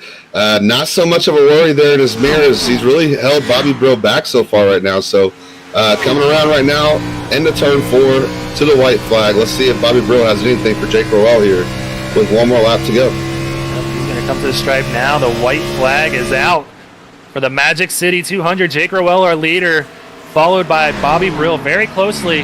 Bobby knows it's go time, so he's gonna do everything he can to get to that bumper, and Bobby will not shy away from moving him. So we're gonna see if he gets some momentum off the 2 here. He gets a huge run there at 2, closed the gap to a little bit over 0.2 of a second. We'll see if he has anything here going in 3 or 4. Going to really send it in there, but it's not going to be enough. Jake's got a nice gap here. If the fuel holds off, Jake is going to come off of turn 4, and he's going to get that checkered flag. He's going to bring home his first or second win of the season, as he's already won at the Daytona Road Course. He's going to win again in Florida. He is the winner of the Magic City 200. Congratulations, Jake Rowell and all of RSR. Absolutely. Hats off to those guys. Great team run. Really capitalized with Jake Rowell coming away with the victory tonight. Hopefully he can make it around here and do some burnouts, but you see Bobby Brill give him some congratulations there, and he looks like he's out now. He's shaking a little bit. Yeah, these guys, these are 2 of the hardest drivers in the league, but they respect the heck out of each other. So it's really cool to see Bobby Brill pull up to the side there after, finishing second. Nobody wants to finish second, but I love seeing the sportsmanship here as we see Dean Brummett. It's going to maybe push him to the victory circle tonight, because I'm not sure Jake has any more fuel. Yeah, what a run by these guys. And unfortunate there for Ted Rekich that had a great run as well tonight, and just unfortunately got that damage he did, but came home in 9th after dominating this race. But really, the toast goes to Jake Rowell, who the strategy pays off, and he comes home. Not going to get any burnouts tonight from him, but going to park that thing at the start-finish line. And, he's celebrating right now in the rig, man. Yeah, RSR coming home, like I said, with an amazing race today. They're going to definitely stretch out that lead. First place going to Jake Rowell, and, Dean Brummett coming in 3rd with, where is Shane Good? Where did he go? 21st. So Shane fell a little bit, but Scott, so he ran out of fuel. Scott Healy was there at the front too, but he fell back to 20th as well. So RSR definitely tried to stretch it, and a few of them made it, and it paid off for them in the end. So really cool to see that. So we got the standings here. As we said, Jake Rowell is our winner tonight, with Bobby Brill running in his first race as an independent, coming in second place. Dean Brummett, Thursday's winner in the Xfinity Series at Homestead, he's finishing third. Alan Dobbs for Revved Racing, our top Revved Racing driver, coming in fourth. And Landon Lacey with a heck of a race with his first race with Filthy 5 Motorsports, coming in fifth. Gabriel Ellison there in sixth for H2k Motorsports. Timothy Latham there in seventh for Filthy 5. And for Bronco Motorsports, Austin Reedy come home in eighth. And Ted Rekich, who led most of this race for Team SRN, coming home in ninth after getting that damage in the front end. And James Holtzer for Team SRN coming home in 10th. Yeah, Team SRN is going to have a good points day, as well as Scott Kalal. He made the fuel strategy pay off as well, coming home in 11th place. Brandon Key ended up making up a lot of positions, coming home in 12th place for Revved Racing. Greg Joyner, an independent up from the Xfinity Series, running in 13th. David Duke, who we said had a really good day, started 35th, finishing 14th. Still climbed for 21 spots, but I know he wanted to get a little more out of today. And then 15th is going to be Brad Herman from Bronco Motorsports. And 16th, we get Greg Wellen for H2k Motorsports. And 17th, Brendan Browning for Filthy 5. And that's independent Josh Balliet there in 18th. And in 19th, Jacob Smith for Royal Smith Racing. And Scott Healy for Royal Smith Racing comes home in 20th. Yeah, so we had a really animated Dean Brummett on Thursday after his win, bringing it home for the Intimidator in the 3-car. Not as good a day today, but still a really good day nonetheless. Dean, welcome to the booth. We got Greg here and Byron. Tell me about your day, man. It was a lot of green flags. How'd the race go for you, buddy? Man, it was definitely an interesting race. I did not have the type of speed that I wanted to have this evening. This track changed so much in the latest update since the preseason race that we ran, and we got to going into the race, and I was kind of calling for a 3 or a 4 stop strategy, and we got to looking at the numbers, and we're like, man, we can stretch this thing to the end. And so as soon as green flag flew on that even before the green flag flew, as soon as we pulled off pit road, we were all shutting engines off, clutching, doing everything we could to save every drop of fuel in these cars. And I'm just happy to get that top 3. I don't know if Alan Dobbs ran out right there at the end, but I drove it in as deep as I could just because I'd been saving so much tire. I figured it may stick, and managed to get this thing on the podium here. 2 of us for RSR in the top 3. Dean, you were my pick, man. You came home in third, still got a podium. What does this do for Royal Smith Racing, man? You guys you got 4 in the top 20, and you almost came away with 4 in the top 10. So what does this speak for you, with you and Jake both on the podium tonight for Royal Smith Racing, coming into this race with the team lead already?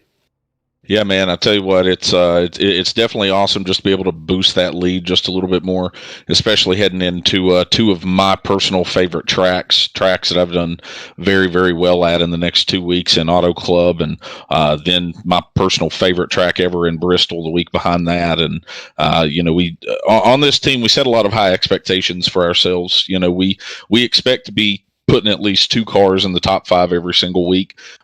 We expect at least 3 cars in the top 10 every week, no questions asked. And to be able to go through and to be one of those 2 in the top 5 tonight out of just one hell of a strategy call, I don't even know what else to say about it, man. I mean, it was awesome winning here Thursday night for Dale and everybody over at Richard Childress Racing. But tonight, man, it was all about Roel Smith Racing and being able to bring home this top 3.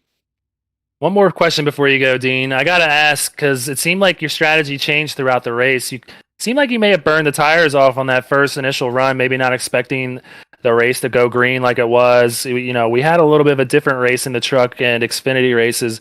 Did you have to change strategies or approaches to the race as you realized that this might go green the whole time?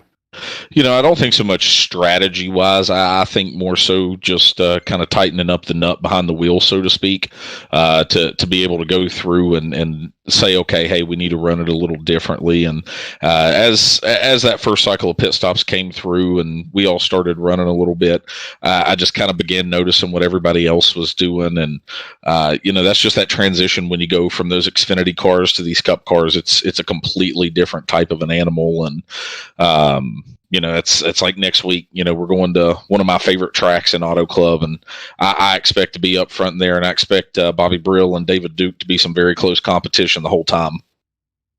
All right, well, you guys heard it here first. Dean Brummett expects to be up front for next week's race at Fontana. Congratulations on a great run tonight, buddy. I'm excited to see what you bring next week. Oh, you're welcome, guys. Hey, I got one question for you all. How does it feel to sit where greatness, me and Jake Rowell, have sat in this broadcast booth? How does that feel?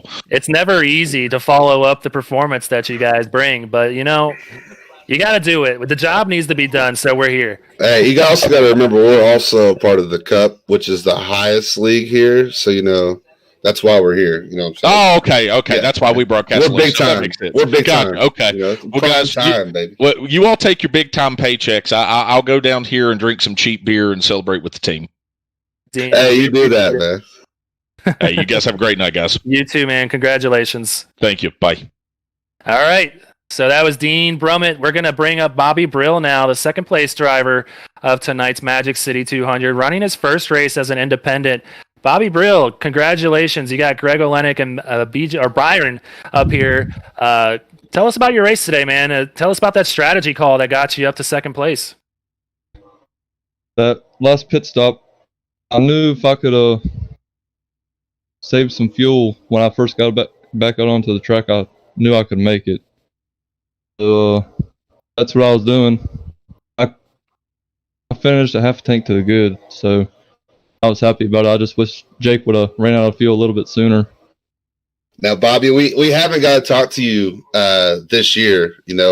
Not having the season that you wanted, but you got the second place finish tonight. As a defending champion, what can this do for you? Going to the Auto Club next week, which Dean Brummett just mentioned on the broadcast that he expects you to be up there again next week. Yeah, hopefully this race gives me some momentum for the rest of the season. I mean, the first couple races, I just kept getting wrecked out and stuff, and luck wasn't going my way. So hopefully this race will give me some momentum for the rest of the season. It seemed like you were a hard charger at the end of last season, so we fully expect to see you build on this momentum, man. Congratulations on that second place finish, and we hope to see you build on that. Alrighty, guys. Thank you. All right. Well, you heard it from him on Thursday. We had an excited Dean Brummett. I imagine that we're going to have a really excited Jake Rowell here in the booth tonight, pulling off that amazing strategy that got him the lead. Jake, congratulations, man. You got Greg Olenik and Byron McDonald up here. We're ecstatic for you, buddy, that strategy paid off. Tell us about your call to stay out and try to stretch the fuel. First off, I got to say, dude, that was one heck of a race. Shout out to Bobby Brill, man. That was excellent up front. I'm literally still shaking from that. Turned off the fuel on the last lap, and I just said, well, whatever happens here happens. But to your question about the strategy, man, practice, we knew we could go like 46, 47 laps on fuel. So when that race was just all green flag laps, it was like, well, these guys are pulling off really, really early. So we had to stay to our strategy and not get rattled by all the cars coming flying by and new tires because, that there was nowhere near enough laps to catch us up front. Hey, we asked Dean this. We kind of want to get your perspective. Now winning your second race, what does this do with you and Dean Brummett up here in the top three for Royal Smith Racing? Coming into this race with the team lead, you got another two guys, Jacob Smith and Scott Healy, in the top 20. What can this race do for Royal Smith Racing with already having the lead and going forward in the season? It's like I said after Daytona Road, the train keeps rolling and, it's pretty impossible to stop a train. So we just keep going in every single week and keep performing like this, and it's going to be tough to beat. Going into this race, Jacob Smith was leading the points as a driver and obviously us as a team leading it. And now with Dean Brummett and I, Dean coming home third and, I got the win tonight, so it's going to vault us up in the driver's standings as well. So, our stock's shooting to the moon, no pun intended with everything going on. Well, yeah, it seemed like you saw Bobby coming with like 3 laps to go. He closed that gap big time. You said you shut off the fuel and then it was go time. When did you start to realize, like, all right, I can make it? What lap did you know that you were going to make it to the end there? Whatever lap we came out of the pits. Okay. On that final green flag pit stop, we practice it, and I knew no matter what. And when Bobby started coming at us with about 4 laps to go, I had my spotter in my ear telling me he's coming, but keep doing what you're doing. He's just trying to throw pressure at you to get you to pick up your pace, and you can run out. You'd run out earlier, and I mean it worked out. We ran out of fuel about 20 feet before the line, so that's pretty good calculations right there. You had to stretch it as much as you could, man. Well, do you have any shout outs before we let you go? Yeah, I got to shout out everyone at Revved Racing. We put a ton of time and effort into it. That's how we come home with these results. So all my teammates, Jacob Smith, Dean Brummett, Scott Healy, Shane Good, and myself, the eye in the sky, Brian Smith does a heck of a job, spotting me in all these races, as well as, just helping us out on the track, off the track. And just shout out my dad. I know he's watching back home. So what's up, Dad? Glad to have you in victory lane, so to speak, with us. Well, man, we expect to see you doing the same thing next week at Fontana, man. I couldn't be happy for you, so I'm glad it worked out. Congratulations on the big win tonight and the good race for Revved Racing.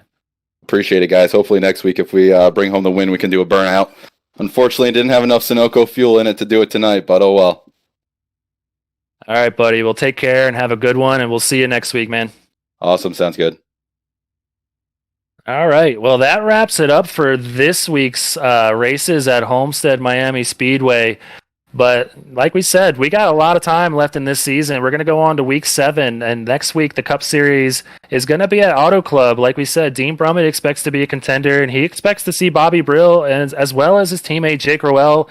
And I have to imagine that we're going to see Ted Rekich hungrier than ever to get that win. So they're going to be running 200 miles at Auto Club Speedway next week at 8:30 p.m. Central Time. So don't miss out on that. And our next race, well, coming up on the February 26th, we have a really special race that we want to throw out as well. We got Revved Up for the Cause for St. Jude, which is a huge charity race that we're putting on. It's been orchestrated by Sean Kozier, and he's done a great job. We're really excited. It's going to be at Daytona in the Cup cars, and we got about a full field ready to go. If you want to go ahead and sign up, we still have a few more spots, I believe. So go ahead and check out the Facebook. Look for Revved Up for the Cause. And next week, our next race here is going to be Wednesday night. I'll be a part of this here at the City of Angels 125 at Auto Club Speedway, man. Looking forward to it. Can't wait. Yeah, we're going to be real excited to get out to Fontana. That's a big track, a really fast track. We're going to see my speeds get up to about 206, 207 in the Cup cars. And I imagine we're going to see them get in the middle 180s, 190s with these trucks, which is just insane.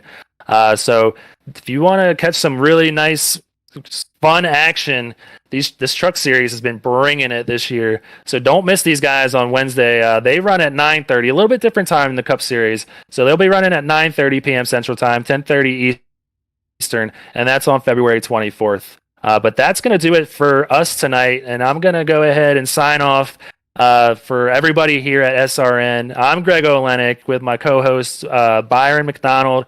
We appreciate you guys so much for watching tonight. Make sure you like the view or the stream, and make sure you subscribe to us as well. And always remember to go faster.